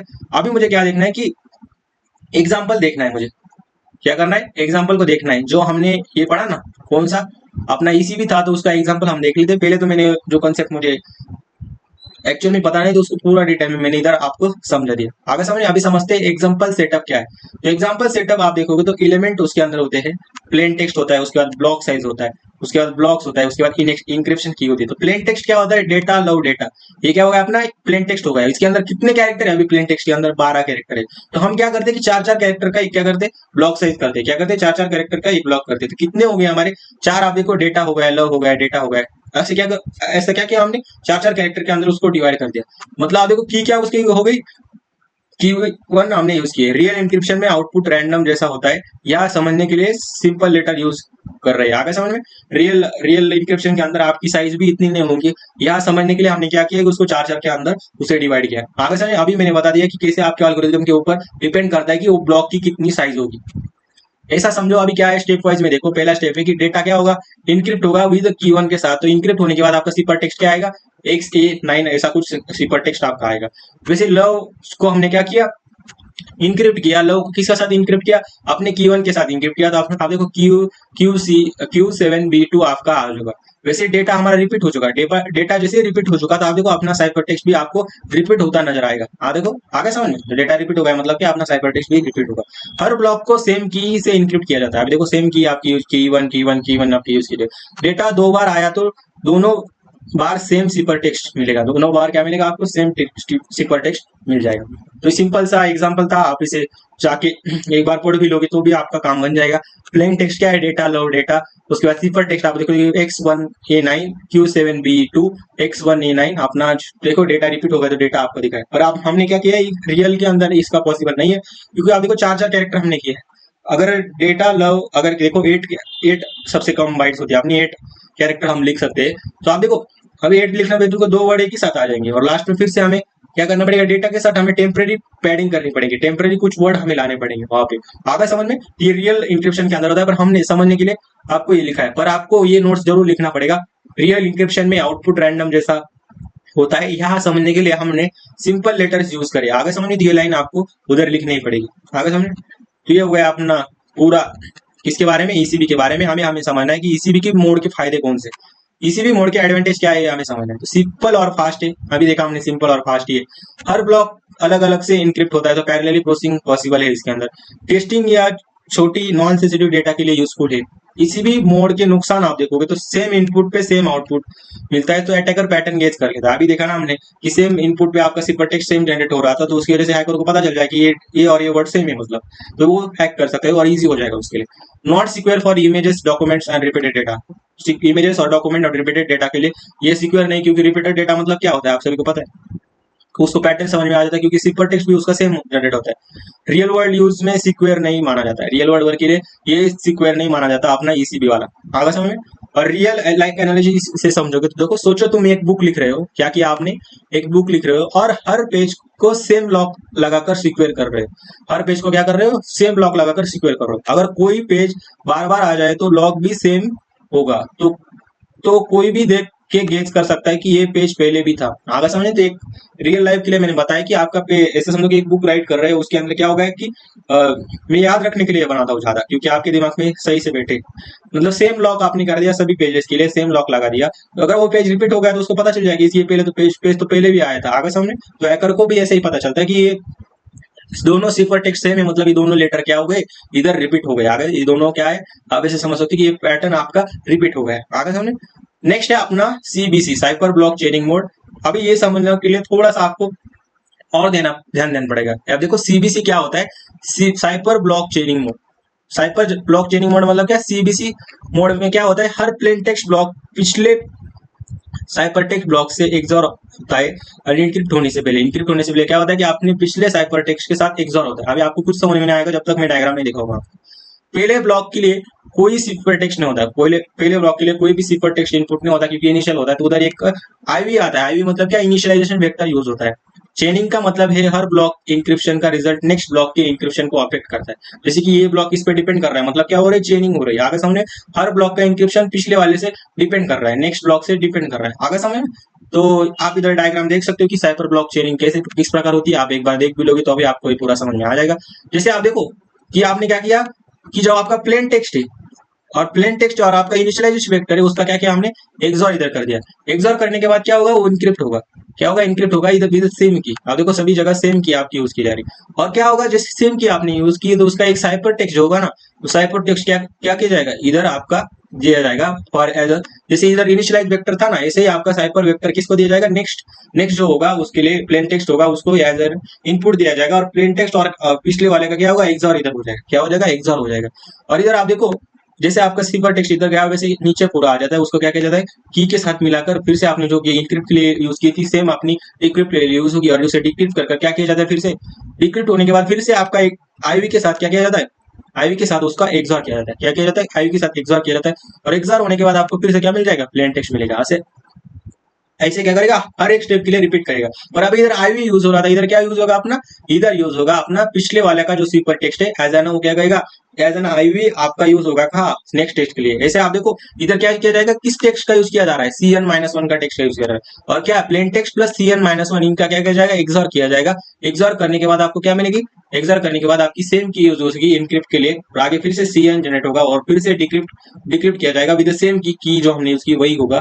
और फिर से इधर क्या होगा कि अपना CN-1 वाला जो था, जैसे इधर देखो हमने क्या किया था, जो C1 वाला था वही हमारा फिर से एक्सॉर के लिए आ गया। और हमें जो डिक्रिप्ट और हमारा जो C वाला था उसको एक्सॉर करने के बाद मुझे क्या मिला, P2 मिला। आगे समझ में, आई होप आपको ये समझ में आ गया होगा। जब मैं नोट दूंगा एक बार पढ़ भी लोगे तो भी आपका काम इधर बन जाएगा। अभी देखो क्या एग्जांपल उसका सेटअप देखो, कि मान लो कि आपका प्लेन टेक्स्ट क्या है, डेटा लव आपका प्लेन टेक्स्ट, और उसके अंदर कितने लेटर्स है, टोटल 8 लेटर्स। तो हमने क्या किया कि ब्लॉक्स की साइज कर दी 4 कैरेक्टर, 4 कैरेक्टर हमने बॉक्स की साइज कर दी। जैसे कि डेटा एक हो गया और लव हो गया, 2 हमारे हो गए। और की आप देखो, की आपकी क्या हो जाएगी, की अपनी हो गई की1। और जो आईवी इनिशियल इनपुट है अपना क्या है, इनिट, मैंने क्या कर दिया, उसका इनिशियल इनपुट दे दिया। आगे सामने अभी क्या होगा कि हम क्या करेंगे कि हमें पता है कि डेटा क्या होगा, डेटा और अपना आईवी का क्या होगा, एक्सॉर होगा। इन दोनों का क्या होगा, एक्सॉर होगा। आगे समझ, इनका एक्सॉर होने के बाद मैं क्या करूंगा, इंक्रिप्ट करूंगा। जो एक्सॉर होने से आपका इनपुट जो आया है उसको क्या करेंगे, इंक्रिप्ट करेंगे। इंक्रिप्ट करने के बाद मेरा क्या जनरेट होता है, C1 जनरेट होता है। वैसे लव का क्या होगा कि उसको एक्सॉर किसके साथ करना पड़ेगा, एक्सॉर करने पड़ेगा जो C1 जो अपना आया है ना, जो C1 आया है ना उसके साथ करना पड़ेगा। अभी मैंने बताया ना कि ये जो C1 आता है उसके साथ हमें क्या करना पड़ता है, इधर एक्सॉर करना पड़ता है। तो उधर क्या होगा, एक्सॉर हो गया, उसके बाद एक्सॉर 2 आ गया, उसे फिर से इंक्रिप्ट किया जाएगा। और उसका C2 आपका क्या मिलेगा, आपको उसका सिफर टेक्स्ट मिल जाएगा। आगे समझ में, तो ये कुछ चेनिंग की तरह चल रहा है ना, मतलब एक पिछले वाले पे आगे डिपेंड कर रहा है। वैसे अगले नेक्स्ट जो होगा C3 होगा वो C2 पे डिपेंड करेगा। वैसे करोगे नेक्स्ट में क्या होगा, CN जो होगा वो CN-1 पे डिपेंड करेगा। बहुत ही ईजी है, आपको शायद ये समझ में आ गया होगा। मैंने जिस प्रकार इजी वर्ड में बताया तो आपको ये समझ में आ ही होगा। देखो चेनिंग इफेक्ट आप देखोगे तो C1 is used to encrypt next block, ये मैंने आपको बता दिया, इसकी कोई जरूरत नहीं। अभी मुझे क्या करना है, डिक्रिप्ट करना है। उसे डिक्रिप्ट करना है तो मुझे क्या करना पड़ेगा, फिर से C1 डिक्रिप्ट क्या करना पड़ेगा, C1 करना पड़ेगा। और डिक्रिप्ट करते समय हम क्या यूज करते हैं, मैंने अभी बताया ना आपको, डिक्रिप्ट करते समय हम क्या यूज करते हैं कि फिर से C1 का क्या करते हैं, एक्सॉर करते हैं। किसके साथ, आप देखो जैसे आईवी का मैं एक्सॉर करता था, वैसे आप देखो C1 का क्या हो जाएगा, एक्सॉर किसके साथ होगा, जो डिक्रिप्ट से आया हुआ जो टेक्स्ट है उसके साथ एक्सॉर होकर आपको क्या मिलेगा, P2 मिलेगा। आगे सामने, तो ये डिक्रिप्ट का आप समझ सकते हो। आप इधर सब देखो, मैंने D1 और इनिट का किया, वैसे D2 के लिए D2 और C2 का एक्सॉर करने के बाद जो टेक्स्ट आता है वो अपना क्या होगा, P1 और P2। जैसे मैंने ये किया है ना डायग्राम के अंदर, वैसे मैंने हर एक का आपको क्या मिला है कि एक्सप्लेनेशन मिला है, कौन सा किधर किधर जा रहा है, क्या उसका मीनिंग है, वो सभी चीजें मैंने इधर एक्सप्लेन करने का ट्राई किया। और उसको एक एक वन बाय वन करके स्टेप को लिख भी दिया है। आगे समझ, इधर आप देख सकते हो कि डायग्रामेटिक का एक्सप्लेनेशन आप और एक बार समझ सकते हो, इसको लिख भी सकते हो, पर ये ऑप्शनल। नेक्स्ट यहाँ पे कि सीबीसी के फायदा क्या है, क्या फायदा है सीबीसी के, एडवांटेजेस क्या है, मोर सिक्योर देन ईसीबी। क्योंकि सेम ब्लॉक्स का सेम आउटपुट यहाँ नहीं आता। आगे समझे। आईवी एंड चेनिंग से रैंडमनेस आता है। आईवी मतलब इनिशियल वेक्टर से क्या होता है कि रैंडमनेस आ जाता है, कोई नया उसके अंदर आ जाता है तो रैंडमनेस उसके अंदर बढ़ गई। Commonly using SSL and TLS file encryption, इसके लिए यूज किया जाता है। अपनी एसएसएल और टीएलएस फाइल इंक्रिप्शन के अंदर उसको यूज किया जाता है। सीबीसी के नुकसान आप देखो स्लो होता है, हर ब्लॉक को पहले वाले ब्लॉक के सीपर टेक्स्ट का वेट करना पड़ता है। अभी देखा ना हमने, C1 जब तक नहीं आएगा तब तक आप आगे प्रोसीजर चलेगी नहीं। अगर एक ब्लॉक करप्ट हो जाए तो नेक्स्ट ब्लॉक भी अफेक्ट होता है। एक ब्लॉक अगर करप्ट हो जाए ना, आगे की भी नहीं आएंगे, आप एरर प्रोग्रेशन आपको देखने को मिलेगा। आगे समझ। एक ब्लॉक जैसे टूट गया तो आगे भी टूट जाएगा, चेनिंग के अंदर यही होता है सब कुछ। आगे समझ।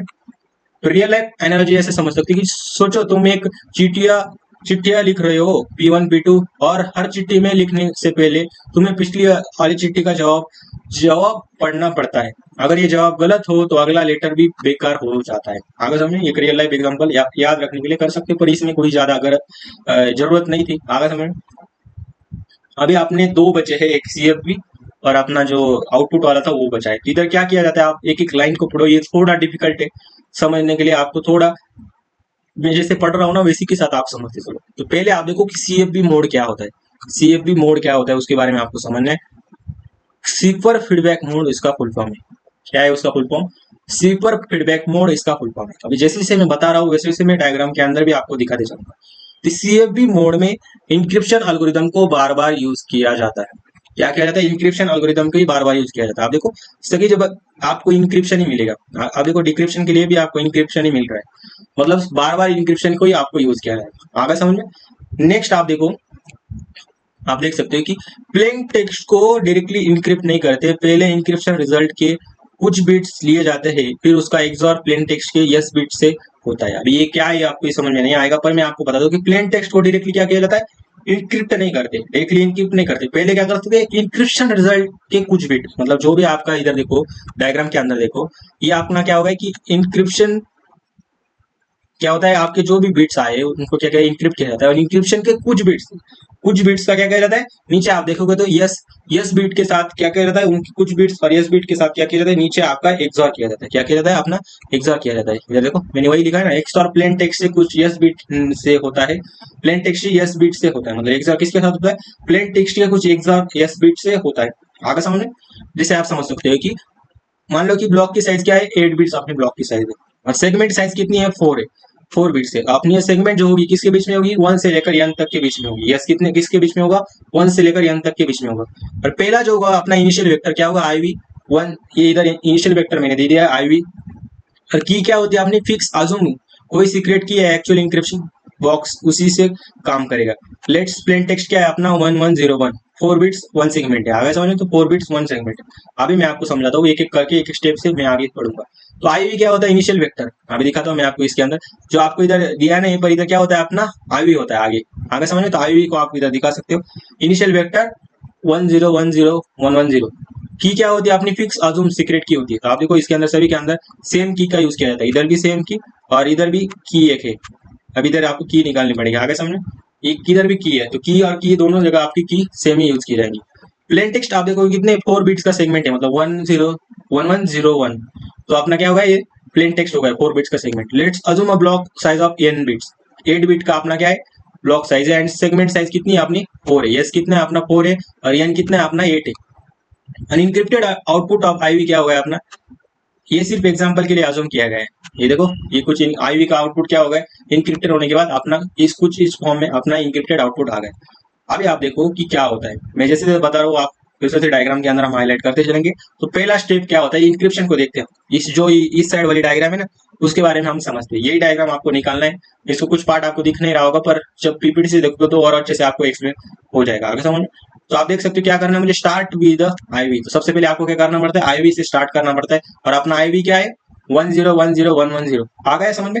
नेक्स्ट है अपना IV encryption process starting input होता है। क्या होता है, IV इंक्रिप्शन प्रोसेस का स्टार्टिंग इनपुट होता है।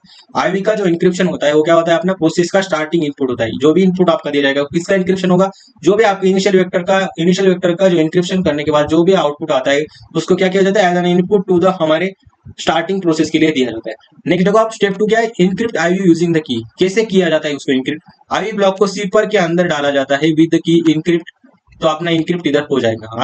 आंसर एक की के साथ आपको क्या कहा जाता है कि उस ब्लॉक सीपर के अंदर उसको डाला जाता है और क्या कहा जाता है कि उसको इंक्रिप्ट हो जाता है। एक्चुअल आउटपुट की पे डिपेंड करता है, ये बस एक एग्जांपल है। एक्चुअल किसके ऊपर डिपेंड करता है? अपने आउटपुट के ऊपर डिपेंड करता है, बस ये क्या है, एक एग्जांपल। इनक्रिप्ट रिजल्ट आप समझ सकते हो कि क्या इनक्रिप्ट रिजल्ट अपना क्या आ गया। इधर देखो, जो हमने आईजी का इनक्रिप्ट करने के बाद जो भी रिजल्ट आया है, इधर देखो आईजी के इनक्रिप्ट होने के बाद आप किसके अंदर चला जाएगा? इस ब्लॉक सीपर के अंदर चला जाएगा। नेक्स्ट हमें क्या करना है कि जो आपका इनक्रिप्ट होने के बाद आया है 110010, वो क्या है, उसमें से एमएसबी मोस्ट सिग्निफिकेंट बिट्स के फर्स्ट 4 बिट सिलेक्ट करो। क्या होता है, इंक्रिप्शन होने के बाद आपके जो भी आपके आए उसमें से क्या कर रहा है कि अब यस, जितने यस बिट को सिलेक्ट करो। क्या करना है, हमें स्टार्टिंग के 4 बिट्स को हमें सिलेक्ट करना है। स्टार्टिंग के 4 बिट मतलब क्या, लेफ्ट की तरफ जो 4 बिट है 1100, ये अपने क्या हो गए, अपने 4 बिट्स हो गए। और वो अपना क्या है, वो 4 बिट्स को क्या करना है हमें, एक्सॉर विद प्लेन टेक्स्ट। जो भी अपना प्लेन टेक्स्ट है वो उसके साथ क्या करना है हमें, प्लेन टेक्स्ट हमें क्या करना है, इसके साथ एक्सॉर करना है। अब देखो इधर क्या हो गया, इन दोनों के बीच में एक्सॉर हो गया। एक्सॉर होने के बाद आप देखो 001 हो जाएगा। मतलब क्या हो रहा है, सिलेक्ट एमएसबी बिट और अपना प्लेन टेक्स्ट बिट, मतलब कि अपनी इनिशियल वैल्यूएशन वेक्टर को एनक्रिप्ट करने के बाद उसमें से हमें क्या करना है कि इनक्रिप्ट होने के बाद हमें क्या करना है, उसमें से पहले क्या करना है, एमएसपी बिट को क्या करना है, सिलेक्ट करना है। और एमएसपी बिट पे सिलेक्ट करने के बाद हमें क्या करना है, प्लेन टेक्स्ट के साथ क्या करना है, उसको इधर से जो अपना प्लेन टेक्स्ट है ना, उसका प्लेन टेक्स्ट के साथ क्या करना है इधर। और जो अपने आईजी का इनक्रिप्ट करने के बाद जो भी आया उसमें से पहले 4 यस, मतलब यस अपना 4 है तो 4 बिट्स को हमें लेना पड़ेगा। उस 4 बिट्स के साथ हमने क्या किया, इधर हमने उसके एक्सॉर ऑपरेशन परफॉर्म किया। जैसे अपना एक्सॉर ऑपरेशन परफॉर्म हो जाएगा, नेक्स्ट देखो आप, एक्सॉर ऑपरेशन परफॉर्म होने के बाद क्या आएगा, 001 अपना आ गया। और आउटपुट सिफर टेक्स्ट सेगमेंट क्या आ गया, 001 आ गया। तो अपडेट शिफ्ट रजिस्टर हमें अभी अभी हमें क्या करना है, अपडेट शिफ्ट रजिस्टर मतलब कैसे अपडेट करना है, आप देखो 1010, तो पहले 1010 रहेगा। उसके बाद आप देखो अपना आईवी क्या था, 110 था। उसमें से लेफ्ट मोस्ट 4 बिट्स हटा दो। मतलब जो अपने 4 बिट्स है ना, 11 जो लेफ्ट मोस्ट थे ना, ये जो थे ना, जो हमने निकाले थे, उसको क्या कर देना है हमें, जो आईजी थे उस शिफ्ट रजिस्टर के अंदर उसमें से क्या करना है हमें, उसको हटा देना है। क्या करेंगे, हटा देंगे, 1010 को हटा दिया। और सिपर टेक्स्ट क्या है, 001 को हम क्या करेंगे, राइट साइड में जोड़ देंगे। तो क्या हो जाएंगे, उसके आगे की 100 है ना, वो आगे शिफ्ट हो जाएंगे। और लास्ट के जो हमने एग्जाम करने के बाद जो आए ना, वो लास्ट में ऐड हो जाएंगे। इधर देखो अपना क्या हो गया, लास्ट में इधर ऐड हो गए। आगे समझ, लास्ट में इधर ऐड हो गए। तो ये न्यू रजिस्टर इनपुट हो गया। क्या हुआ, न्यू रजिस्टर इनपुट हो गया। ये अपडेटेड रजिस्टर में नेक्स्ट सेगमेंट के लिए यूज होता है। क्या होता है, अपडेटेड रजिस्टर में नेक्स्ट सेगमेंट जो आएगा उसके लिए ये यूज होता है। कैसे काम करता है अभी मैंने बताया ना, आप देखो कैसे काम करता है अभी, कि आपका पहले आईजी होता है, आईजी होता है, मैंने बताया आपको आईजी कैसे काम करता है। वो आईजी को क्या किया जाता है, जैसे आपका आईजी,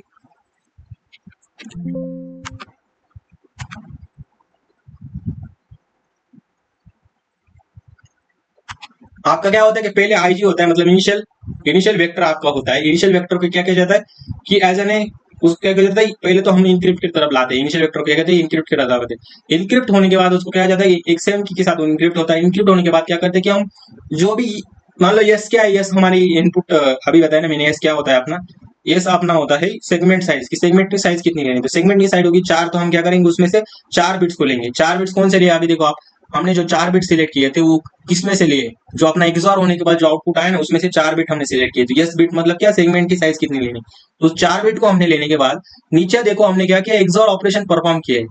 क्या किसके साथ किया, अपने प्लेन टेक्स्ट के साथ, वो जो आया उसके साथ हमने क्या किया, एक्सॉर ऑपरेशन परफॉर्म किया। और जैसे आपका एक्सॉर ऑपरेशन परफॉर्म किया, जैसे आपने एक्सॉर ऑपरेशन परफॉर्म किया, तो अभी आपको क्या करना है कि उसमें से 4 को हटा देना है। एक्सॉर ऑपरेशन होने के बाद आपको जो आया ना उसमें से क्या करना है, 4 को हटा देना है। और जो भी आउटपुट आया ना उसको क्या कर देना है, ऊपर शिफ्ट रजिस्टर जो शिफ्ट लेफ्ट है ना उसके अंदर आपको अपडेट कर देना है। कैसे अपडेट करना मैंने बताया कि पहले 4 को हटा देना है और बचे हुए को हमें आगे खिसकाना है। और जो आउटपुट आया हमारे सीपर का उसको क्या करेंगे, हम पीछे से ऐड कर देंगे। आगे समझ में, तो ये हो गया अपना लेफ्ट की तरफ शिफ्ट करके हम क्या करेंगे, बचे हुए को हम ऐड कर देंगे। आई होप आपको ये पूरा समझ में आ गया होगा।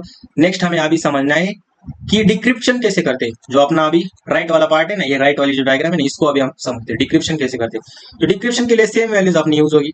इधर देखो सेम वैल्यूज यूज होंगे, जैसे कि आई वी क्या होगा अपना 1010 आगे समझ में। सीपर टेक्स्ट क्या है अपना 001। इनक्रिप्टेड रिजल्ट क्या है अपना आईवी का, ये देख सकते हो कि ये कुछ इस प्रकार रिजल्ट है। और यस कितने अपना 4 बिट्स है। ये सभी सेम वैल्यूज होगी जो हमने उधर यूज की थी, सेम वैल्यूज इधर होंगी। अभी डिक्रिप्ट के अंदर क्या होता है, इधर भी अपना आईवी यूज होता है, इधर भी क्या होता है अपना आईवी का यूज किया जाता है। आगे समझ।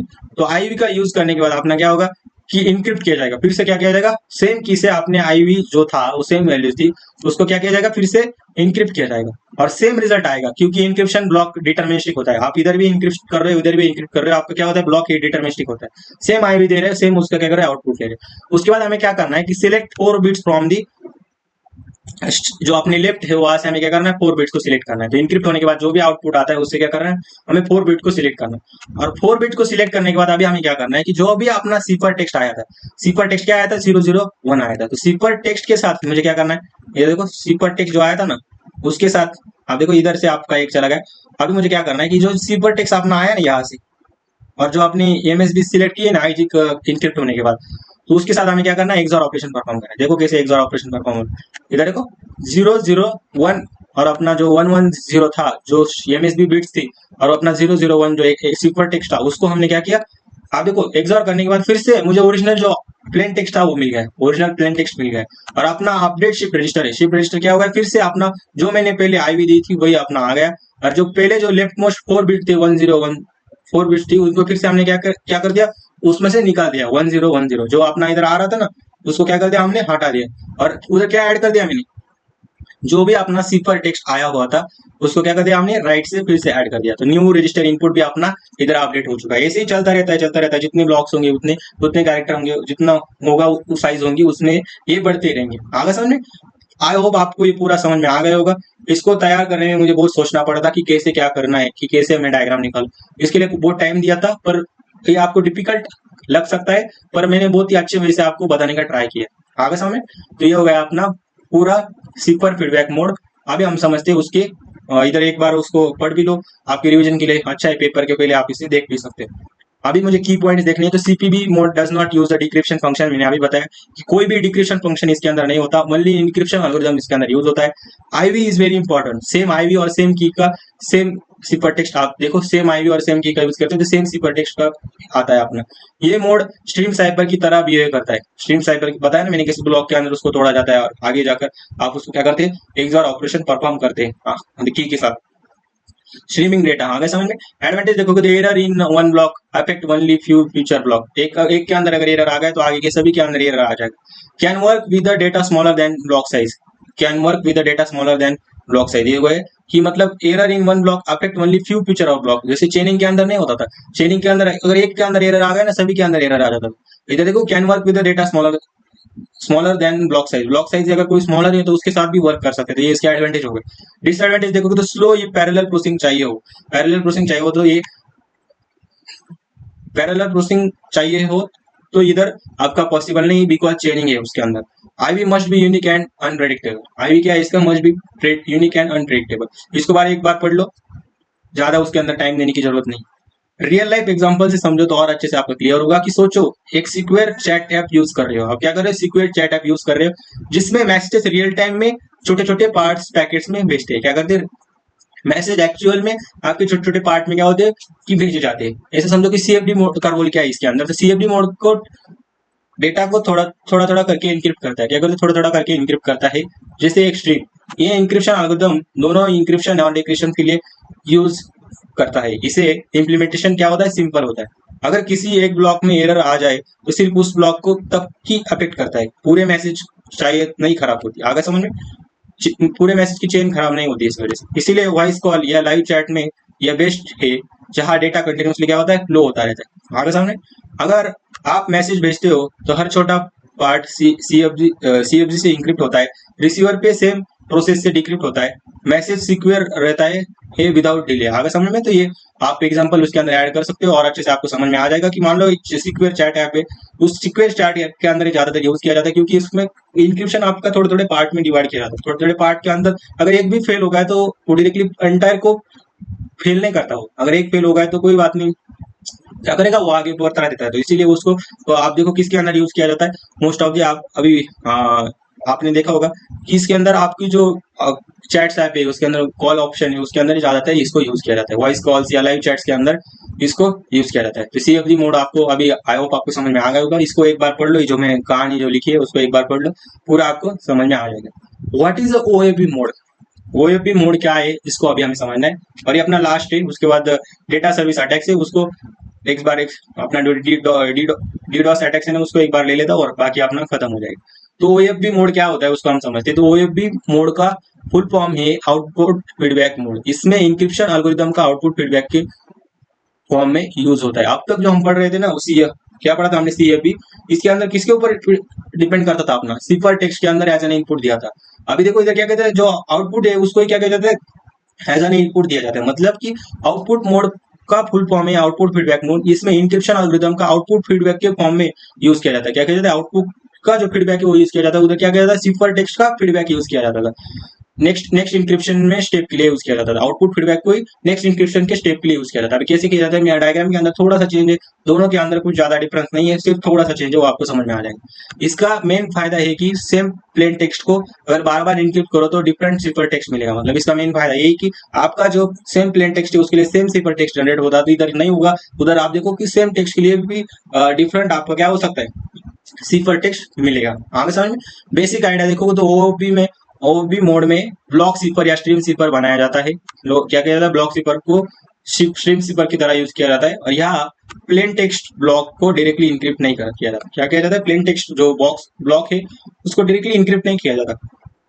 इंस्टेड एक की स्ट्रीम जनरेट की जाती है। क्या कहते हैं, एक की स्ट्रीम को जनरेट की जाती है जिसको प्लेन टेक्स्ट साथ एक्सॉर किया जाता है। क्या एक की स्ट्रीम जनरेट की जाती है उसको क्या कहता जाता है, प्लेन टेक्स्ट के साथ एक्सॉर किया जाता है। अभी आपको ये ज्यादा समझा नहीं होगा, पर जब डायग्राम दिखाऊंगा तो और अच्छे से आपको समझ में आएगा। तो सेम अपनी डायग्राम में जो उधर देखी थी वही, सिर्फ आप हम क्या कर रहे थे कि इधर क्या कर रहे थे, सिपर टेक्स्ट को फिर से इधर दे रहे थे। पर इधर क्या होगा मालूम है क्या, कि आपका जो आउटपुट जो आएगा ना, आउटपुट ही क्या किया जाएगा, ऊपर दिया जाएगा। आगे समझ, इधर देखो आउटपुट वाला है आपका ऊपर दिया जाएगा। इधर देखो मतलब हमने कोई भी सिफर टेक्स्ट को एज एन इनपुट नहीं दिया, आउटपुट फीडबैक आपका दिया जाएगा। आ गया ऊपर, ये हो गया अपना इंक्रिप्शन और डिक्रिप्शन के अंदर। मैंने उसके अंदर ज्यादा उसके अंदर कोई चीज नहीं, आप एक बार पढ़ भी लोगे तो भी आपको ये समझ में आ जाएगा। जैसे मैंने सिफर फीडबैक मोड बताया वैसे आउटपुट फीडबैक मोड है। सेम आपका क्या होता है, सिर्फ इधर देखो डायरेक्शन किधर चेंज हो। आगे समझ क्या होता है, एक बार मैं बता देता हूँ कि सबसे पहले अपना इनिशियलाइजेशन वेक्टर होता है, एक इनिशियल ब्लॉक होता है इसके अंदर आईवी। आगे समझ में, आईवी ब्लॉक होता है, मैंने ऊपर दिखाया नहीं आपको। आईवी को शिफ्ट किया जाता है लेफ्ट में, प्रिपेयर इंक्रिप्शन। इंक्रिप्शन आप बताए ना क्या होता है कि इंक्रिप्शन करने के लिए आईवी को क्या करते हैं, शिफ्ट किया जाता है। इनक्रिप्ट विद की आईवी प्रीवियस आउटलुक ब्लॉक के साथ क्या किया जाता है, इनक्रिप्ट करते हैं। अब इनक्रिप्ट कैसे करते हैं मैंने बताया ना कि आईवी और की के साथ अपना क्या होता है, इनक्रिप्ट होता है।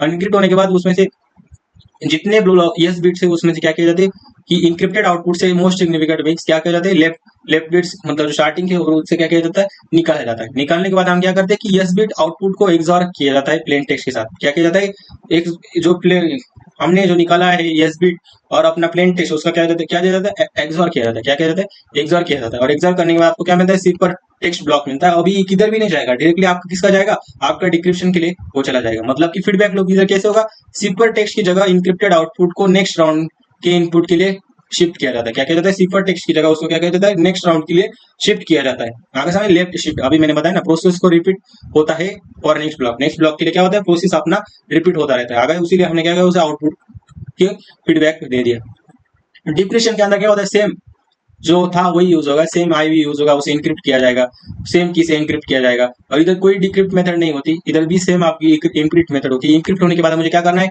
एमएसबी से एस बिट मुझे निकालने, एस बिट निकालने के बाद साइफर टेक्स्ट के साथ उसे एक्सॉर करना है और एक्सॉर करने के बाद रिजल्ट मिलेगा।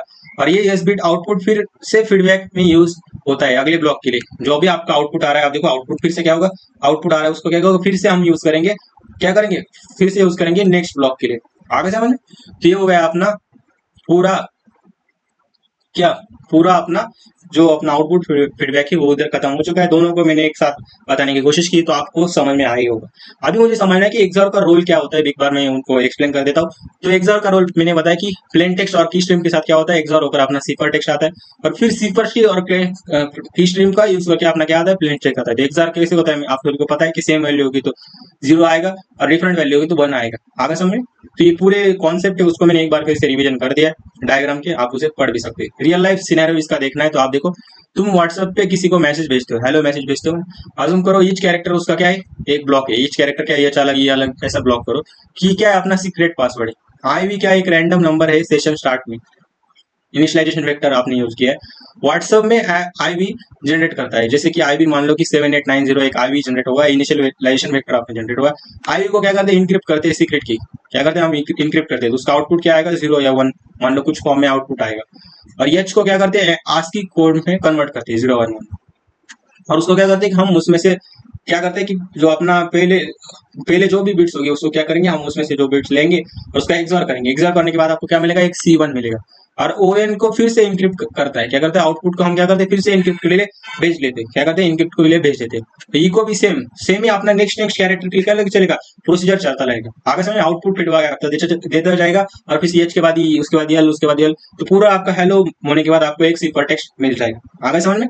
और देखो even if you type hello again, क्योंकि आई भी अलग होता है, सिंपल टेक्स्ट भी अलग होता है, सेम मैसेज के लिए भी डिफरेंट इंक्रिप्टेड आउटपुट आपको मिलेगा। आगे समझ। ये हो गया अपना आउटपुट फीडबैक। अभी लास्ट जो पार्ट बचा है डीडोस अटैक से काम करता है, मैंने आपको बता दिया था।